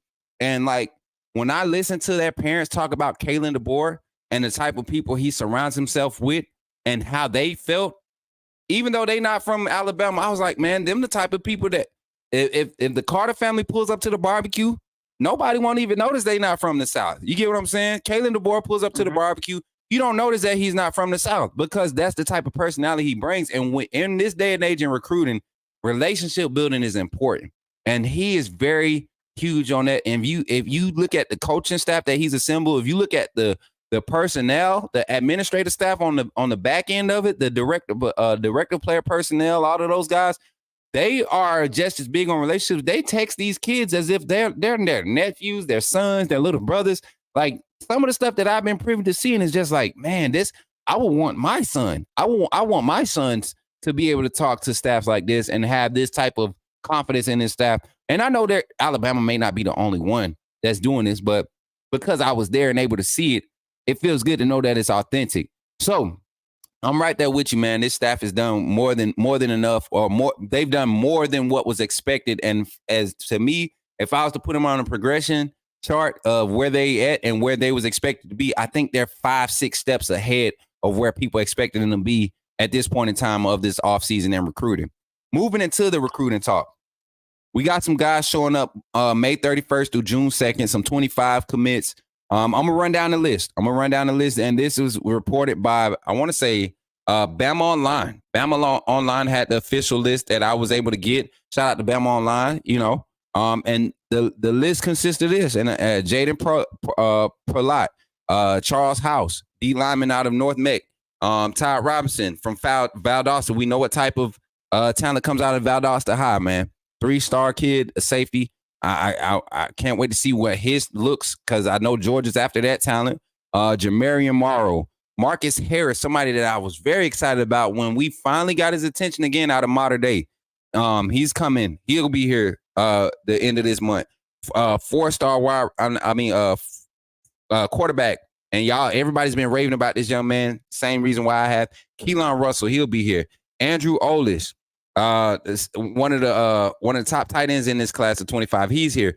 Jordan Davidson, another Mater Dei product, is here. Offensive lineman that I've been literally like screaming about for everybody to watch out for.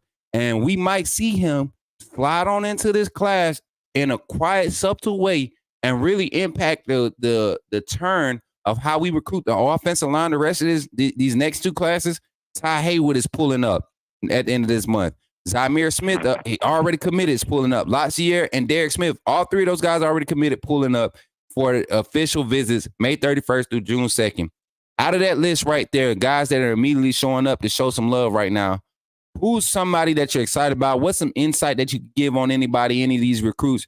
Just talk to the people about all these names, because this is a scary good group of people coming to visit to start the recruiting season, the official season off.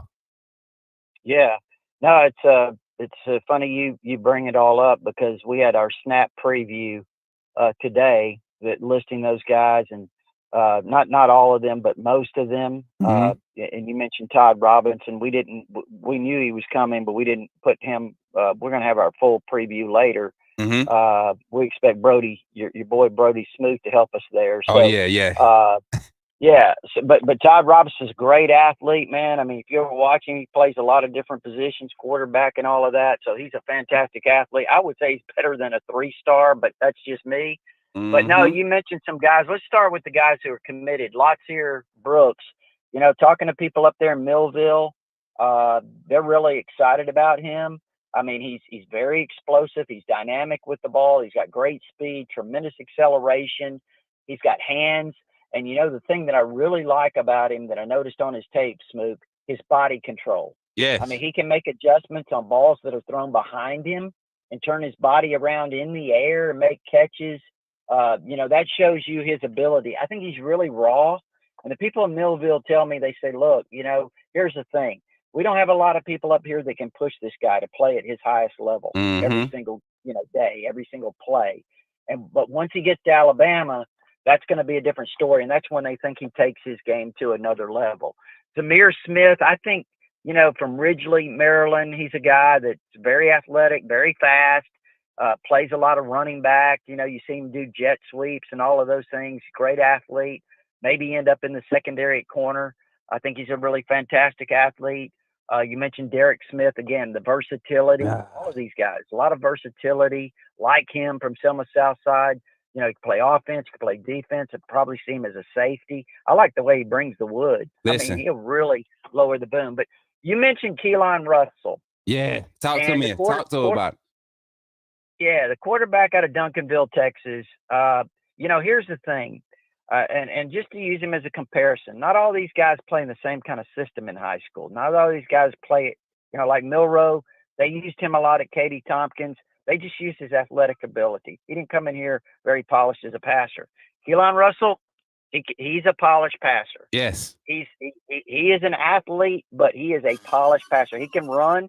He'll surprise you with his running ability. Tall, good arm. Of course, he has a great receiver too, DeCordian Moore. But I like him. 6,000 yards the last 2 years, 60 TDs, 12 interceptions. 9 of those came as a sophomore, so only 3 last year. Like him. Now, you mentioned Ty Haywood.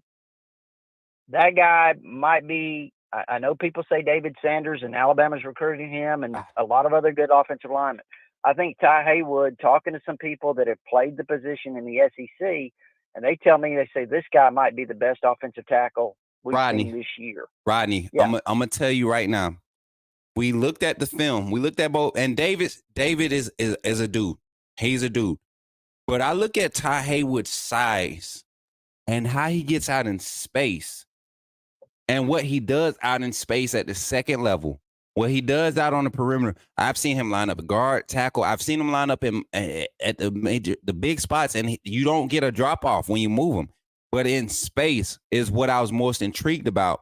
And you look at the scheme that Coach Kalen DeBoer runs and how he gets those guards and tackles to pull and get out in space, even on the RPOs. To look. Ty Haywood is the guy. I think we've caught his attention because of that, because of the offensive scheme. And I would not be surprised to see an early commitment, an early verbal commitment from this young man and have him locked in, because he's not all about the hype. He's one of those guys. He's going to buckle down. I think he's going to make his decision early in July. If I'm not mistaken, I think he'll be making his decision early in July. And if it's the Crimson Tide, and we lock him in, that's why I said earlier before you kind of started diving into it, I said he's one. If we can get that commitment, he's a what we call a catalyst, a game changer. He's a pivot point for this class, because now we kind of see the mold of offensive line that this staff can possibly pull. If they can get a guy like Ty Haywood to buy in, I can just imagine who else they could have on that. I mean, a lot of people talking about Mal Waldrop not coming back and not being interested in Bama. Well, that's the reason why he's taking another official later in the summer, because there's this offensive scheme for the O-line, not just for quarterbacks and wide receivers, but for the O-line, creates so much value for you when you're trying to go to the pro level. No, you're right. And, I think Haywood, obviously, he's a guy that was a defensive player before he moved over to offense, and he's got that athleticism. He carried it over from defense. So I really like Ty Haywood. He's got a mean streak as well. But here's the thing, I know a lot of people are saying, well, Oklahoma's the team to beat. If Alabama gets him on campus, which he's supposed to be here, as you said, on May 31st, if he indeed follows through with that visit, then look, like I said, Kalen DeBoer and his staff, Courtney Morgan, Coach Cap, I think they can all do a fantastic job with him. And, if they pull him, that's an eye-opener. I agree with you. And I like Andrew Olish, too, the tight end from Center Valley up in Pennsylvania. It's kind of like Caleb Odom last year, has that same build, 6'5", 215, played a lot of receiver in high school, projects as a tight end. Really like him. Marcus Harris, you mentioned him, the wide receiver, and the other guys that you mentioned. I'll say this about Charles House, the defensive lineman from Charlotte. I think he's a little underrated as a 3-star. I mean, not that it really matters. I mean, these coaches do their evaluations, and they're going to take the guys they like. But I think he's a really good player. What do you feel about Andrew Olish, the tight end? I don't feel like this 25 class. I mean, Lincoln Kerr was one guy that I was excited about. Who else was the other tight end? But what about Andrew Olish? I mean, early on, I thought there was a lot of momentum going towards, trying to lock him in and secure him. But I kind of feel like that this staff is kind of solidified with some of the other more underrated guys, tight ends, as far as tight ends, like Nick Townsend. He's making official later in the month.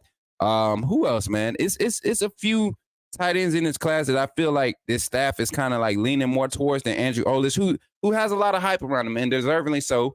But what are your feels around him? No, I mean, I really like him. I mean, I watched his tape. I think he's, like I said, he's athletic. He's tall. He's got a frame to fill out. He's got pretty good speed for his, height, size. But I know Michigan's in there on him really hard. I know, Penn State, other schools. I mean, again, I know a lot of these things are going to be battles. I think the real thing, Smook, is that they've got a great visit list. Okay. And you mentioned the guy Townsend, from Texas, the tight end. Yeah. He's a good looking player too. And I think what the Edwards kid from California. So here's the key. You get all these guys on campus, and then, first of all, Alabama sells itself pretty well. But when you get back to the factor that you mentioned earlier, Kalen DeBoer, Courtney Morgan, this coaching staff, just getting the guys on campus is extremely important, because I think once they get them here, that's when a lot of things can, people say, well, okay, maybe this school's leading or whatever, but I think that's when, this staff can really do damage, is when they get these guys on campus. Man, Rodney, what's crazy is I said this probably a month ago, once, maybe a month and a half. What's this, May now? So like right at the end of February or going in the middle of March, I want to say I said, and my AAA fam, they're glad to have you on. Like this is almost like having Bama football recruiting, beat writing royalty on the line. This is you're like the first big name, to jump on the line with us. So I appreciate you for doing that. But it was a conversation I had with you, and we were talking about Abdullah Sanders and who was the I think it was Abdullah Sanders right before we were actually talking about it. Then when we showed up to practice, you see he committed after I was saying, hey, don't be surprised if he does it today. And and you were kind of picking at me because I had Twitter riled up.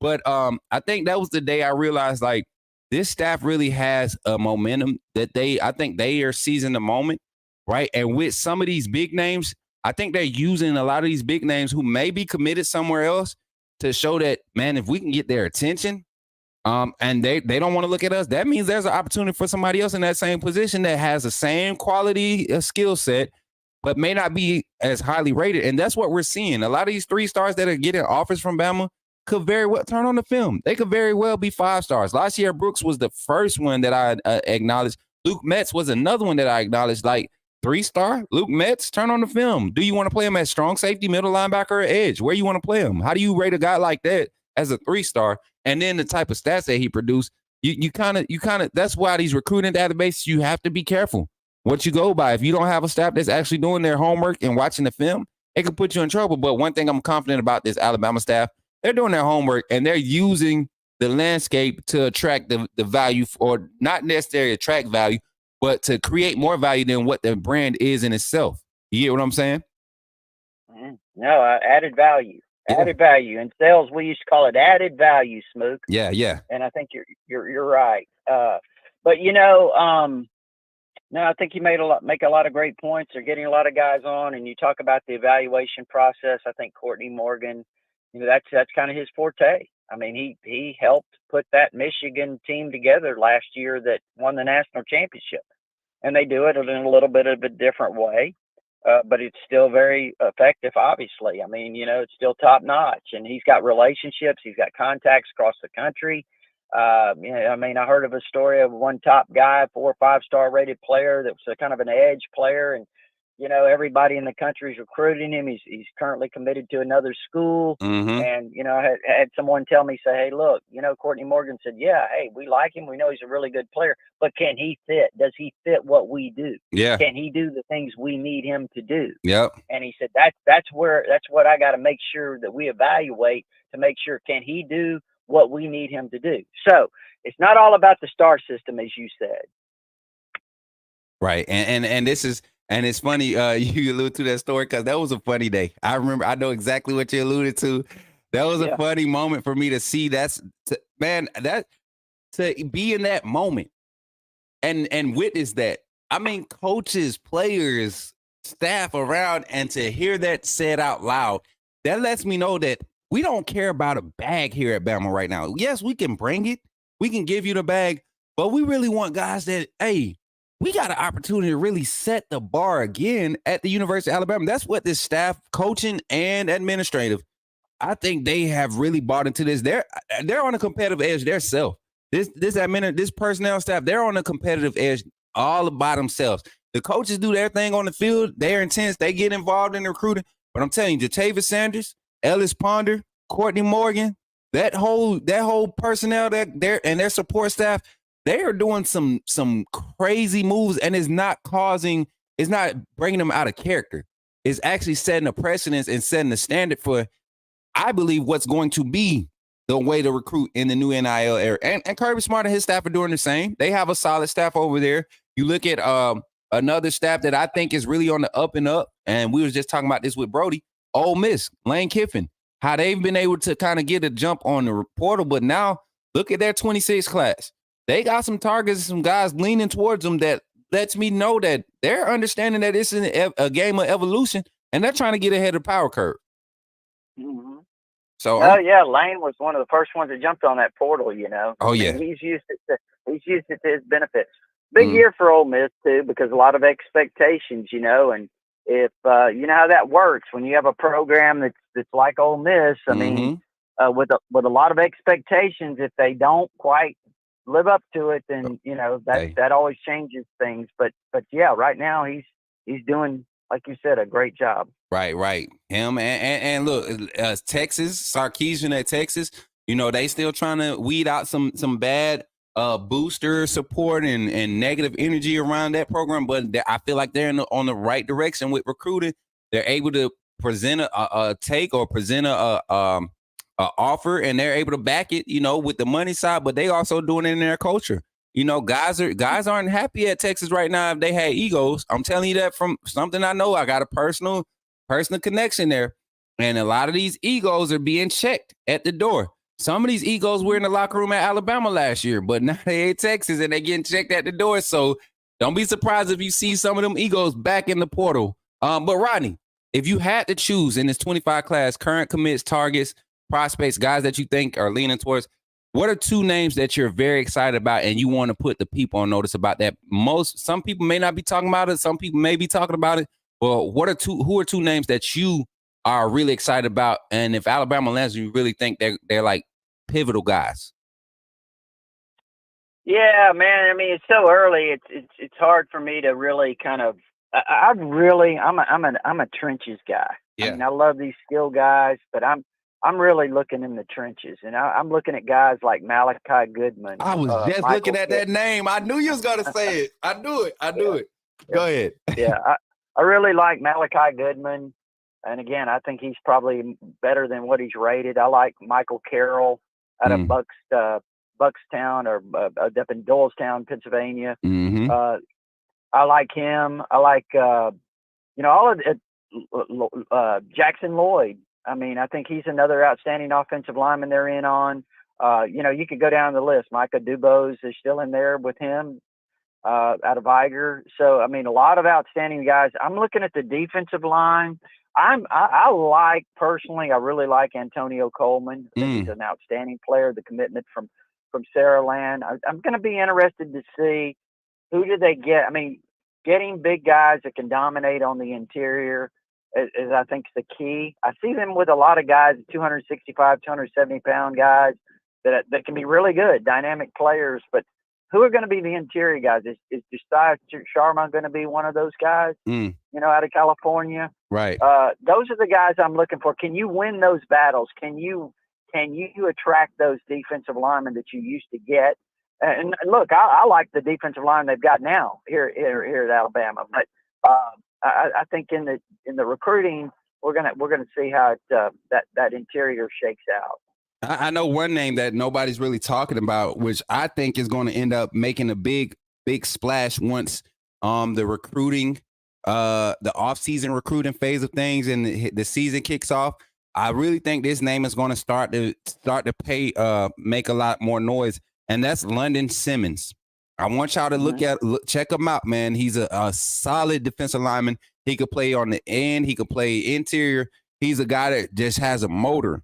And I really think because Alabama has him on an official visit in the middle of June, I think we'll start to hear his name more after this official visit on June 14th. And then one last group of guys I want to get your perspective on as far as the timing of their commit, right? We got modern day Abdul Sanders coming on June 21st. And that same weekend, Abdul Sanders is a guy that's really a good influencer in his class. I want y'all to understand this. He has a lot of influence on a lot of athletes across this board. He's not very loud, but he has a lot of influence as far as relationship building and connection that he's made. But on the same day that he's showing up, two names that are showing up on the same day, Caleb Cunningham, Dejon Lee, and add one more, Derek Meadows. All three of those guys are showing up with Abdul Sanders. This new I really like Derek Meadows. You get what I'm saying? Like, why would they, those three, and Abdul Sanders is already committed, right? But why would those other three, and Dejon Lee, I feel like he's already ours. That's just my personal opinion. I've been chopping it up with the young man. He speaks so highly of Alabama. Every time we talk, I tell him, I'm not a recruiter for Bama. I just cover Bama sports. I asked him about all his visits. At one point, Penn State was somebody that he was very excited about. He loved their culture, rightfully so. That's a good school for defensive backs. But he always talks Bama. So I'm starting to get that feeling. When Coach Smook started getting that feel, man, when I start spitting stuff out, because that's what I feel, it usually happens. But what's your thoughts on all of those guys showing up at the same time? Well, I think that's great. To be able to get those guys here, I think you're right. I really feel that Alabama kind of is overtaking Georgia. I know Georgia was really pushing on Dejon Lee, and they've still got a visit set with him unless something's changed. But, I like him. He's a tall corner. Be fantastic to be able to go out to Mission Viejo and get him. And then you've got, you mentioned Derek Meadows from the wide receiver, tall kid. I know everyone's saying Notre Dame or has been saying Notre Dame. I had a Bishop Gorman there in Las Vegas, but I like him. I think he's got a lot of interest in Alabama. I think the West Coast ties that Alabama has on this staff certainly, attracted to him. I think he loves Kalen DeBoer's system. I think it could be a great fit. I really like him and Caleb Cunningham. That's going to be an interesting one, Smoot. I tell you, they tell me in Mississippi, and Mississippi's a different place now. You got to be careful. These small towns, these Ackermans and these Aberdeens and all these little small towns. Yep. They got some money over there now. When it comes to keeping 2 or 3 of their top players home, they're not afraid to pitch in the pot. Dial it in. Yeah. So, but with all that said, obviously he loves Jamarcus Shepard. So I think maybe everybody talks about Brian Hartline. Let me tell you, Jamarcus Shepard's he's at that level as a coach, as a recruiter, all those things. So really, really fortunate to have Jamarcus Shepard. I think he's going to attract wide receivers. But Caleb Cunningham, I know that a lot of people over there in that area, he's in Mississippi State's backyard. I was talking to a guy that's covered Ole Miss for years and years and years, Yancey Porter. And Yancey was telling me, he said, Rodney, he said, listen, Mississippi State has earmarked this guy. And he said, ultimately, he thinks you're going to have to be able to beat Mississippi State because of everything around him. So we'll see. I'm glad you were able to expound on that. I didn't want to key in on that because that's and we haven't been able to talk about Caleb since I want to say early March is when we had our conversation about Caleb, and that's when I kind of wrote off the idea of even having him having interest in Bama. But as a recent, there's been some reports where the hometown hero mantra and this delivery is not hitting as hard and is not holding as strong with Caleb Cunningham when it comes to entertaining the Mississippi schools. This scheme and what it can do for a receiver with his skill set, like it did for Rome Odunze and Polk and what was the other young man's name from McMillan from Washington last year. This is what he's looking at, and to know that he's probably going to have maybe a Keelan Robinson or maybe a Ty Simpson to do that, to throw to him for his first year in that scheme, like, is very attractive. And to see the offensive lineman that you're getting. Like, this is going to be an offensive line that's going to provide the time for those type of quarterbacks for me to get in space and put on big numbers as a freshman. I think we're starting to make some leeway, and the fact that he's coming with those guys, those other big name guys, you know what these kids are about, man. It's Golden State Warrior era in college football. These kids are creating super teams, that creating super classes, and it's showing. Michigan was probably one of the early signs of that, and now we're going to continue to see that happen for different universities. A university that could start getting these classes to commit and stay committed to their classes and stay 2 or 3 years before they are the guys that are the front runners for the team, those are the teams you're going to see at the top of the ranks. But Rodney, not going to hold you up any longer. Let that community know where they could find you on all the socials, and be ready to come on again, man. I love having you on. I love conversating with you. We always have like this natural dialogue about recruiting, even in passing during reporting. Me and Rodney would be on the way to get ready to do interviews, team coverage with Kane Womack and coaches and stuff. And me and Rodney are walking around. We're walking together, whispering to each other about recruiting. You know, giving each other like the eye, like, man, don't look. You know what I said about him, and he would do the same with me. So shout out to Rodney Orr. But tell the people where they can find you, Rodney.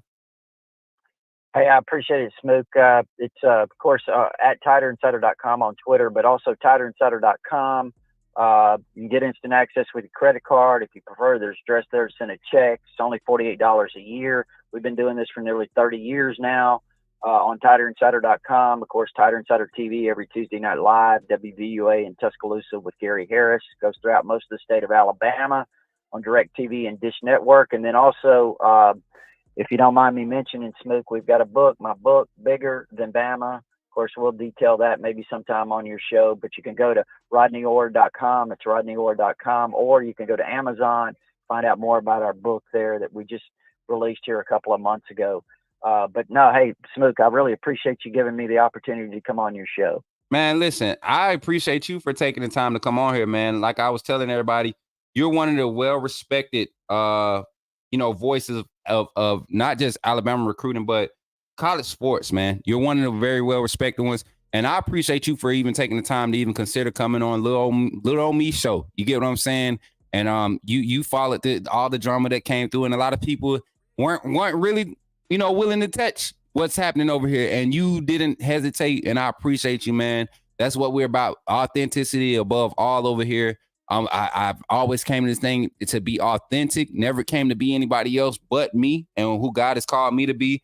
And you resonated with my energy within the first 20 minutes of us being in the same room. Me and you had Carter started developing our way that we talk to each other. We always acknowledge each other.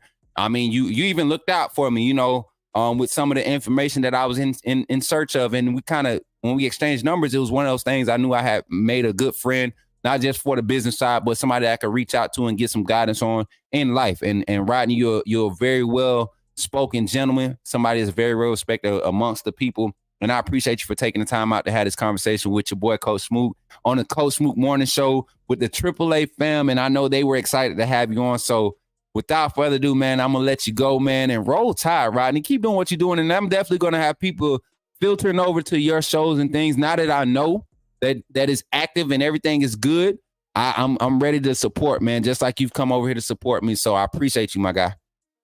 Hey, Smook, I appreciate it, man. I wish you the best on your show. All right, man. Take care, brother. Okay, buddy. Take care. All right. Yes, sir. Y'all, Rodney Orr, man. I just had a 35-minute conversation on my show with the Rodney Orr, Mr. the Tighter Insider himself, man. Like y'all heard him. He's been doing it for a while, man. He's been in this game for a while. I'm just stepping into it. Why not? Why not learn from some of the best? And he is one of the best. You got Clint Lamb, somebody that I talked to, used to talk to on the regular. You got Ryan Fowler. These are guys that I just talked to on the regular. What's up, Jeremy? My guy Jeremy tapping in finally from the Twitter.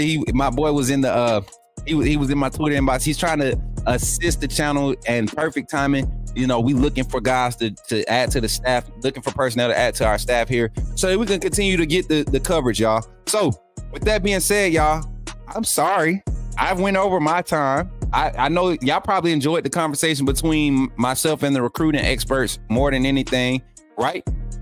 So tonight we are going to be able to dive into our recruiting segment. I don't know what 2 recruits I'm going to have on, because now I have just gotten so many text messages. Y'all see me kept pulling my phone out. I just got so many text messages of how who said they will be available tonight and who wants to be on the show. So I'm not going to rush anything, but we might have to do like a earlier show so that if not get all of these guys on, get at least 4 of them. God, like I'm looking at 8 names right now. And once I find out who wants to be on, I will make a flyer, make an announcement, put it on Twitter so that we can get everybody in. One person that we are going to have though, and this is my youngin', this is my young boy, man. we this is my young boy. This is hey, hold on, Jordan. Hey, bring that comment back up. Jordan already know what's up. Bring that Jordan Wright comment back up. Listen, and I'm gonna say it loud so it can be heard. We fine with you going over. You got to take that up with KT though. I'm not taking up nothing with KT. I'm not getting jacked up, y'all. We've been in the gym. This joke getting strong. She was very aggressive yesterday on the basketball court. You know what I'm saying? I don't know if y'all seen on the live. She bodied a little body boy. He thought he was gonna, knock her over, and she had to body him real quick. But yeah, I'm not taking that up with KT. But come and join us after your show. We're going on at 9:30. Okay, I got time for that. I think I got time for that tonight. Yeah, I do. As a matter of fact, I do have time to that because the recruiter segment, we're going to probably go from 7:30 Eastern to 9 p.m. Eastern. So that's 6:30 Central Standard Time to 8:30. So yeah, that should work. I'll get with my moderators and see what the fields are like. Even if we aren't able to do a show, I really wanted to be organized with these recruits. I want their film so we can do film eval. Y'all know how we do our thing when we give our ratings of these recruits and everything. But while we're closing down the show, I want to thank everybody. Even Carlos. Carlos came in purposely just to stir y'all up, y'all. Carlos came in purposely just to stir y'all up. I knew a Michigan fan. If anybody can get to us right now, it's gonna be a Michigan. Oh snap! What y'all talking about? Brian Green in that fam. Hey, you was just talking about it. So Brian, tell me, did you get gifted that, or were you able to purchase that? Because if you were gifted that means my philosophy on what I think the way you can get gifted a membership works, meaning activity in the chat. Real football fans know who they are. What are you talking about, Carlos? Brian, let me know. Were you gifted that? Let me know. Because if you were, then I think I'm gonna be able to put this information out. So, Cynthia, he wasn't calling y'all clowns, y'all. Come on, y'all. Listen, we tough skin. Y'all, we done call folks worse. I done call Carlos is a bust cane name. Yeah. See, that's the type of trash talk. Because Carlos not taking it personal, I promise you. And I guarantee you, Bino not attacking him personally. It's just how we talk football, trash talk, y'all. We got to have tough skin. We dish it out. We're going to be able to take, you purchased it? Dang it. My philosophy wrong. My analysis is off. I need to go back to the laboratory like Dexter and try to figure out the formula. Because I want to figure out how to get people that really can't purchase AAA family membership certificates, birth certificates. That's what we're going to call them. We're going to call them birth certificates. We're going to call them birth certificates. You want to be in the AAA fam, you got to purchase a birth certificate, right? And that birth certificate, you can get a birth certificate for as low as $2.99, right? That's your AAA, right? That's your AAA birth certificate. And we go all the way up to VIP. You got AA, then you got single A, then you got VIP. I'm actually going to probably do that recording app. Actually, I'm not, because my hair look regular. And I want that video, I want to look good, so. I might need to go get my hair, get a wash and a retwist before I do that video, so we can get people educated on how to join the fam. But yeah, this is what we're on. This is how we are over here at the Coach Smoot Network. Appreciate y'all. Jeremy Fleming just became a member of the channel. I knew he was gonna do it. He's serious about. Make sure my mods. Make sure y'all getting the Discord link in the chat. Also, let's jump through it. Let's go through our announcements. Going through it. We're gonna skim right through them, y'all. Coming up, y'all. We got the Coach Smook outside with Coach Smook tailgate party for the Alabama versus Georgia game. RSVP. It's free to RSVP, right? It's free to RSVP. Ticket sales will start June 1st. We will have ticket sales out on June 1st. Right now, we're thinking the tickets are going to be $30 a piece. Right now, that's what we're gauging it to be. $30 a piece. For VIP members, you have a general admission ticket for $30, And then for the VIP ticket, meaning your t-shirt, the Coach Smoot Network t-shirt with your name and your number on the back, customized, just like, everybody, you're going to have a custom t-shirt added to that. The t-shirt itself is $35, but you get the VIP package. It's going to be $55 package. All right. That's what the prices are looking like right now. If something changes, I'll update y'all, but that's what myself and KT were talking about. We just throwing some numbers out there based off of the cost of the space that we're going to rent. And then we got some people coming that's going to be catering. So it's going to be a lot of opportunities for networking, but also we just going to have fun. You just upgraded the VIP, Uncle Jay. I think upgrades should pop up too. You know what? They did. Did Uncle Jay's pop up? I thought it did. The White just gifted 5 memberships to the channel. Yeah, it showed, Uncle Jay. I think we got to get to a point where once we get to a certain amount of subscribers, I could change the icons for the memberships. So I'll double check on that so you can be distinct. You know what I'm saying? I think on my end, I can't see the colors, but you should have a different color than everybody else if you're VIP. If I'm not mistaken, if you check the YouTube chat, let me know. We can talk about that today. Today's Thursday. Y'all know we do our meetings. We do 2 meetings. All my mods. We'll do our first meeting at 2 p.m. Eastern Standard Time. That's 1 p.m. Central Standard Time. And then we'll do our second meeting at 5 p.m. this afternoon. That's 6 p.m. this afternoon Eastern Standard Time. That's 5 p.m. Central Standard Time. And we'll join up in the meeting room and we'll just discuss business of the day. Where's my join button? Where's the join link for the AAA fam? I think we got it floating around somewhere. Somebody find that for us if you can. As a matter of fact, I will do it right here. Hold on. I'm gonna do it right here real quick.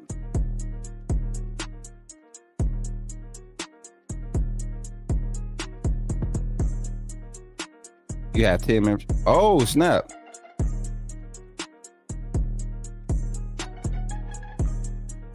Let me see. Oh, snap. I just did that. Uh-oh. I just did that. Click on the membership. There you go, D Major. Hey, D Major, you might be able to grab one of them gifties if you're trying to grab one, bro. If you're trying to support, go ahead and grab one of them. I just gifted them. I didn't know I could do it right here. I did not know I could do that right here. Go ahead and grab one of them, see if you got one. Who got one? Vaughn? Vaughn was gifted a membership by Coach Smoot. Jacob Denson was gifted a membership. Who that dude and me just was gifted a membership. Jordan Hunter with the $1.99 super chat says, I appreciate the show, fam. I'm gonna hit your DMs later. For sure, man. Hit me up, my boy. That's my boy Jay. Appreciate you. Let's celebrate their 3rd super on the live stream. Oh, that's his 3rd super chat. Appreciate that, Jordan. Much love, my boy. Yeah, I like that. Carlos still going at it with y'all. Davin Jones just get the 5 Coach Smoot memberships. Oh, you know what? So when y'all gift them, I can distribute them on stream. Oh, okay. That's what's up. So when y'all gift them, I can distribute them on stream. I can't control who get them, but it does distribute them. So if you in here rubbernecking, you gonna get found out. BT Sports Network, why you ain't been talking? Kenny Wayne, why you ain't been talking? E. Burgess, why you ain't been talking? Hey, this the rubbernecker finder right here.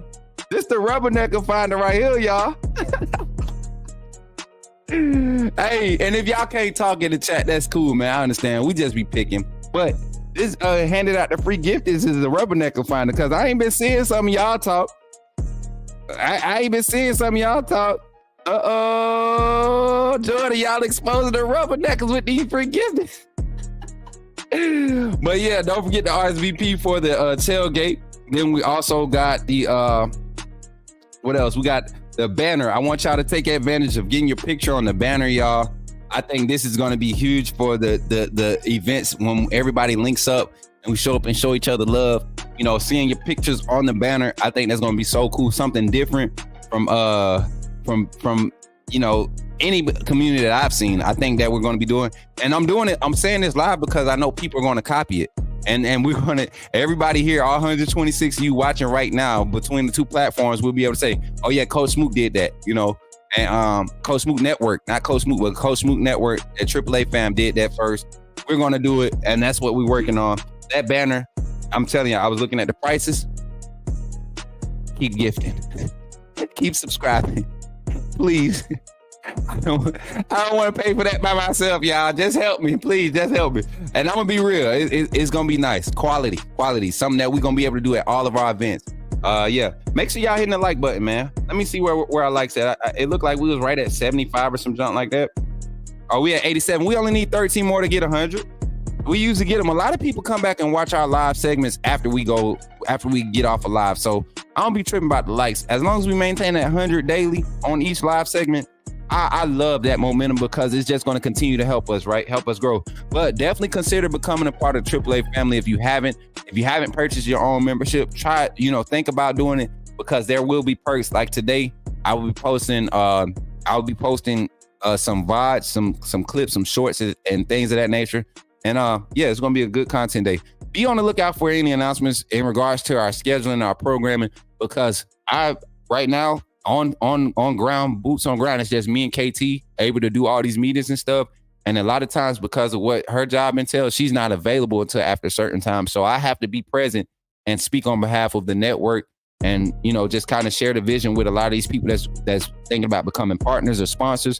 So anybody that's realistically thinking that they can contribute to the network, the easiest way to get noticed is by your support. And that's showing up, liking, sharing, being active in the comments, promoting the channel. And I'm not asking for y'all to just be sunshine pumping, but if you really love what you're seeing and what you're being a part of, you shouldn't be ashamed to share it. Jimmy Film says, I got connections and all the physical banners and printing you need. All right, Jeremy, we'll talk. But yeah, that's what we're working on, y'all. That's what we're working here on the channel. Man, I followed the link and it still can't find the join button. Oh, Lord have mercy. Well, hold up. Let me try this then. I'm gonna try this before I get off because I don't want to feel like I'm shortchanging nobody. You know what I'm saying? Let me see. Customize. Boom.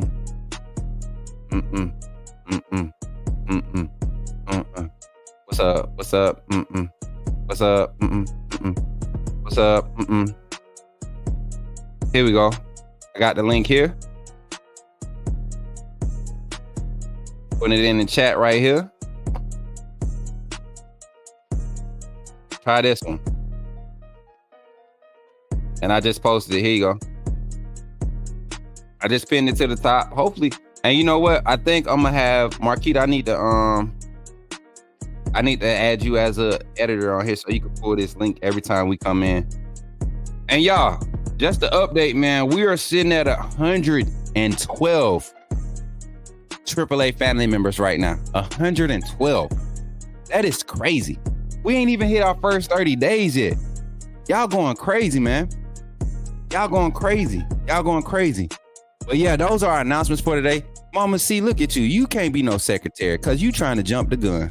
I was definitely going to lead them with some words of encouragement because we had some positive things happen. But you right, Mama. We was definitely not going to leave here without giving words of encouragement because that's what our community is built on: positivity, authenticity. And I Slick was about to make an announcement.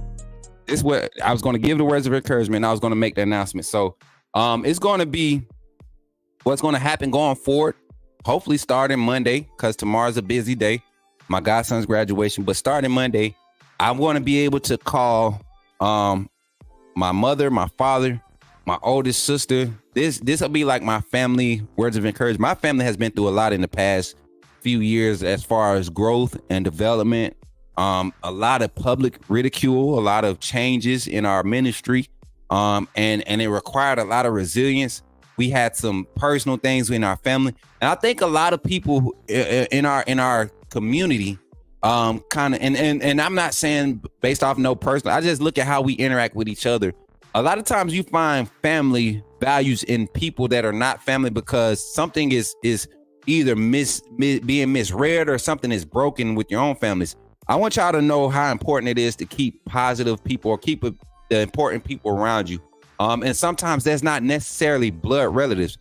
Surrounding yourself with the right people and putting yourself in the right environments. I think I talked about this before, and this has nothing to do with the Bible, but it kind of relates to the Bible and what Jesus did. Jesus could have easily went to the synagogues and got a group of elders and people that know the scribes and made them his entourage or his disciples. But Jesus went out, right, into the land that he was from, into the world. The very same walk that he would have to take. That's where he picked up his disciples from. They came from different walks of life: fishermen, carpenters, security personnel back in the day. You know what I'm saying? Some of them was thugs, man. You had Judas. He was a gambler. He was good with money. He counted money, but he was a gambler. He didn't like to work a regular job. He was a hustler, right? And Jesus made him a part of his closest, his inner circle. And from that, you got to see different personalities. And so I think that's what God is using Coach Smoot Network to do. He's bringing the people of different personalities, people from different backgrounds together who need that family factor, who need that dependability factor, that accountability factor re-implemented into their life. And that to have that is very important in life when you talk about setting goals up for yourself. I always said, if I'm the smartest person in the room, I'm in the wrong room. I need to be in a room where people are challenging me. And Coach Smoot Network is challenging me, not necessarily you all as the people, but what I need to do to maintain this level of delivery, this level of content, this level of continuity, right, that we've developed in our early stages. And how do you do that? You continue to surround yourself with real people. So everybody that comes into the vein or says they're interested is not necessarily a family member, right? But the ones that are and that are connected, appreciate them, y'all, because you can really build some momentum and have experience great happenings, great things when you have the right people surrounding you. So I encourage you, make the conscious decision to only surround yourself with people who challenge you and help you provide positive results or help you get to a positive result. I challenge you to do that today. It could be something in your workplace. It could literally be somebody in your family that you might need to just kind of hold them at a position. Just because you create space don't mean you don't love them. Just hold them in a place where they're able to be dealt with so that it doesn't stunt your growth. It doesn't stunt your maturing. All right. And be confident in that, because at the end of the day, you can't be happy with anything around you unless you're happy with yourself. And that in itself is a process. It's a process like no other. When you're truly seeking true happiness, it's a process like no other, but you're built for it. You're built to do it. You have the choice. You have the power to make those choices. So if I had to encourage you today, the word of encouragement, surround yourself with the people and the things that are going to help you get to the goals that you're trying to reach, right? Surround yourself with things that create that environment, that help you create that environment that's going to help you be conducive to what your goals are, right? And hopefully your goals are positive. Hopefully your goals aren't to disrupt somebody else's life, right? Because if that are, that usually fails. You know, nothing negative, nothing with malicious intent ever stands, right?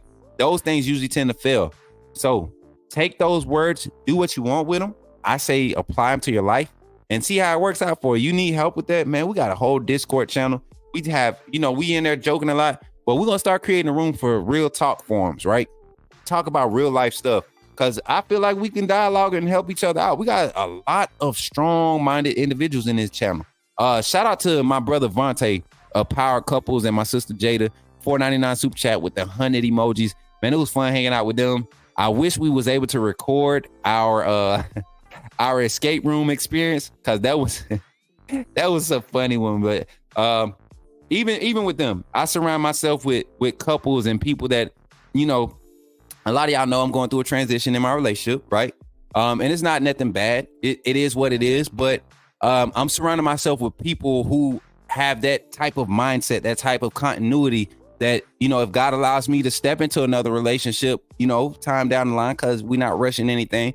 But if he allows me to step into that, I want to have that confidence that my spouse, my partner, my best friend is going to have my back, even when I'm not on or at my peak, even through the rough times. I got to surround myself with people that are pushing that same energy so that I know what it feels like. It's not unfamiliar with me. It's something that I want to be able to get to.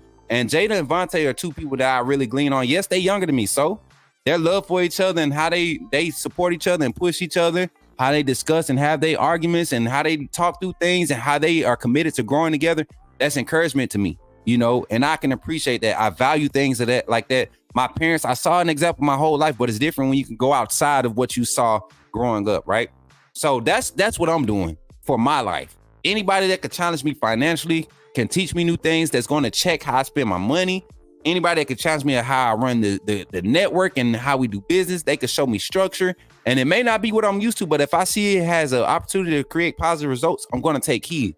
Anybody that's going to be able to challenge me in what my emotions and how I handle my emotions and dealing with people, handling disagreements, you know, I'm all for it. So hopefully me doing that and being transparent about it and putting it on display for y'all encourages you all that you can do it too. I promise you, I ain't nobody. I'm only special in God's eyes, you know. To man, I'm not famous or anything like that. I don't believe that I'm some famous guy that has this great following that can influence. Nah, that's not what my mindset is. I just live the way I live because that's how God put me here to live it. All right, and I'm very well versed in this thing as far as trusting God now, and that's what I do. So with that being said, I appreciate y'all for tuning in. As always, man, the Coach Smoot Network, the AAA fam, y'all showing love. Marquita, if you could, go ahead and scroll through the super chats and the gifted subs today. I want to see those on the screen for a second, and I want to acknowledge them. Davin Jones came through with the $10 super chat, man. Appreciate you for pulling up, man. Go ahead, keep on scrolling. I ain't gonna read the comments. Just you freezing over there? Oh, okay.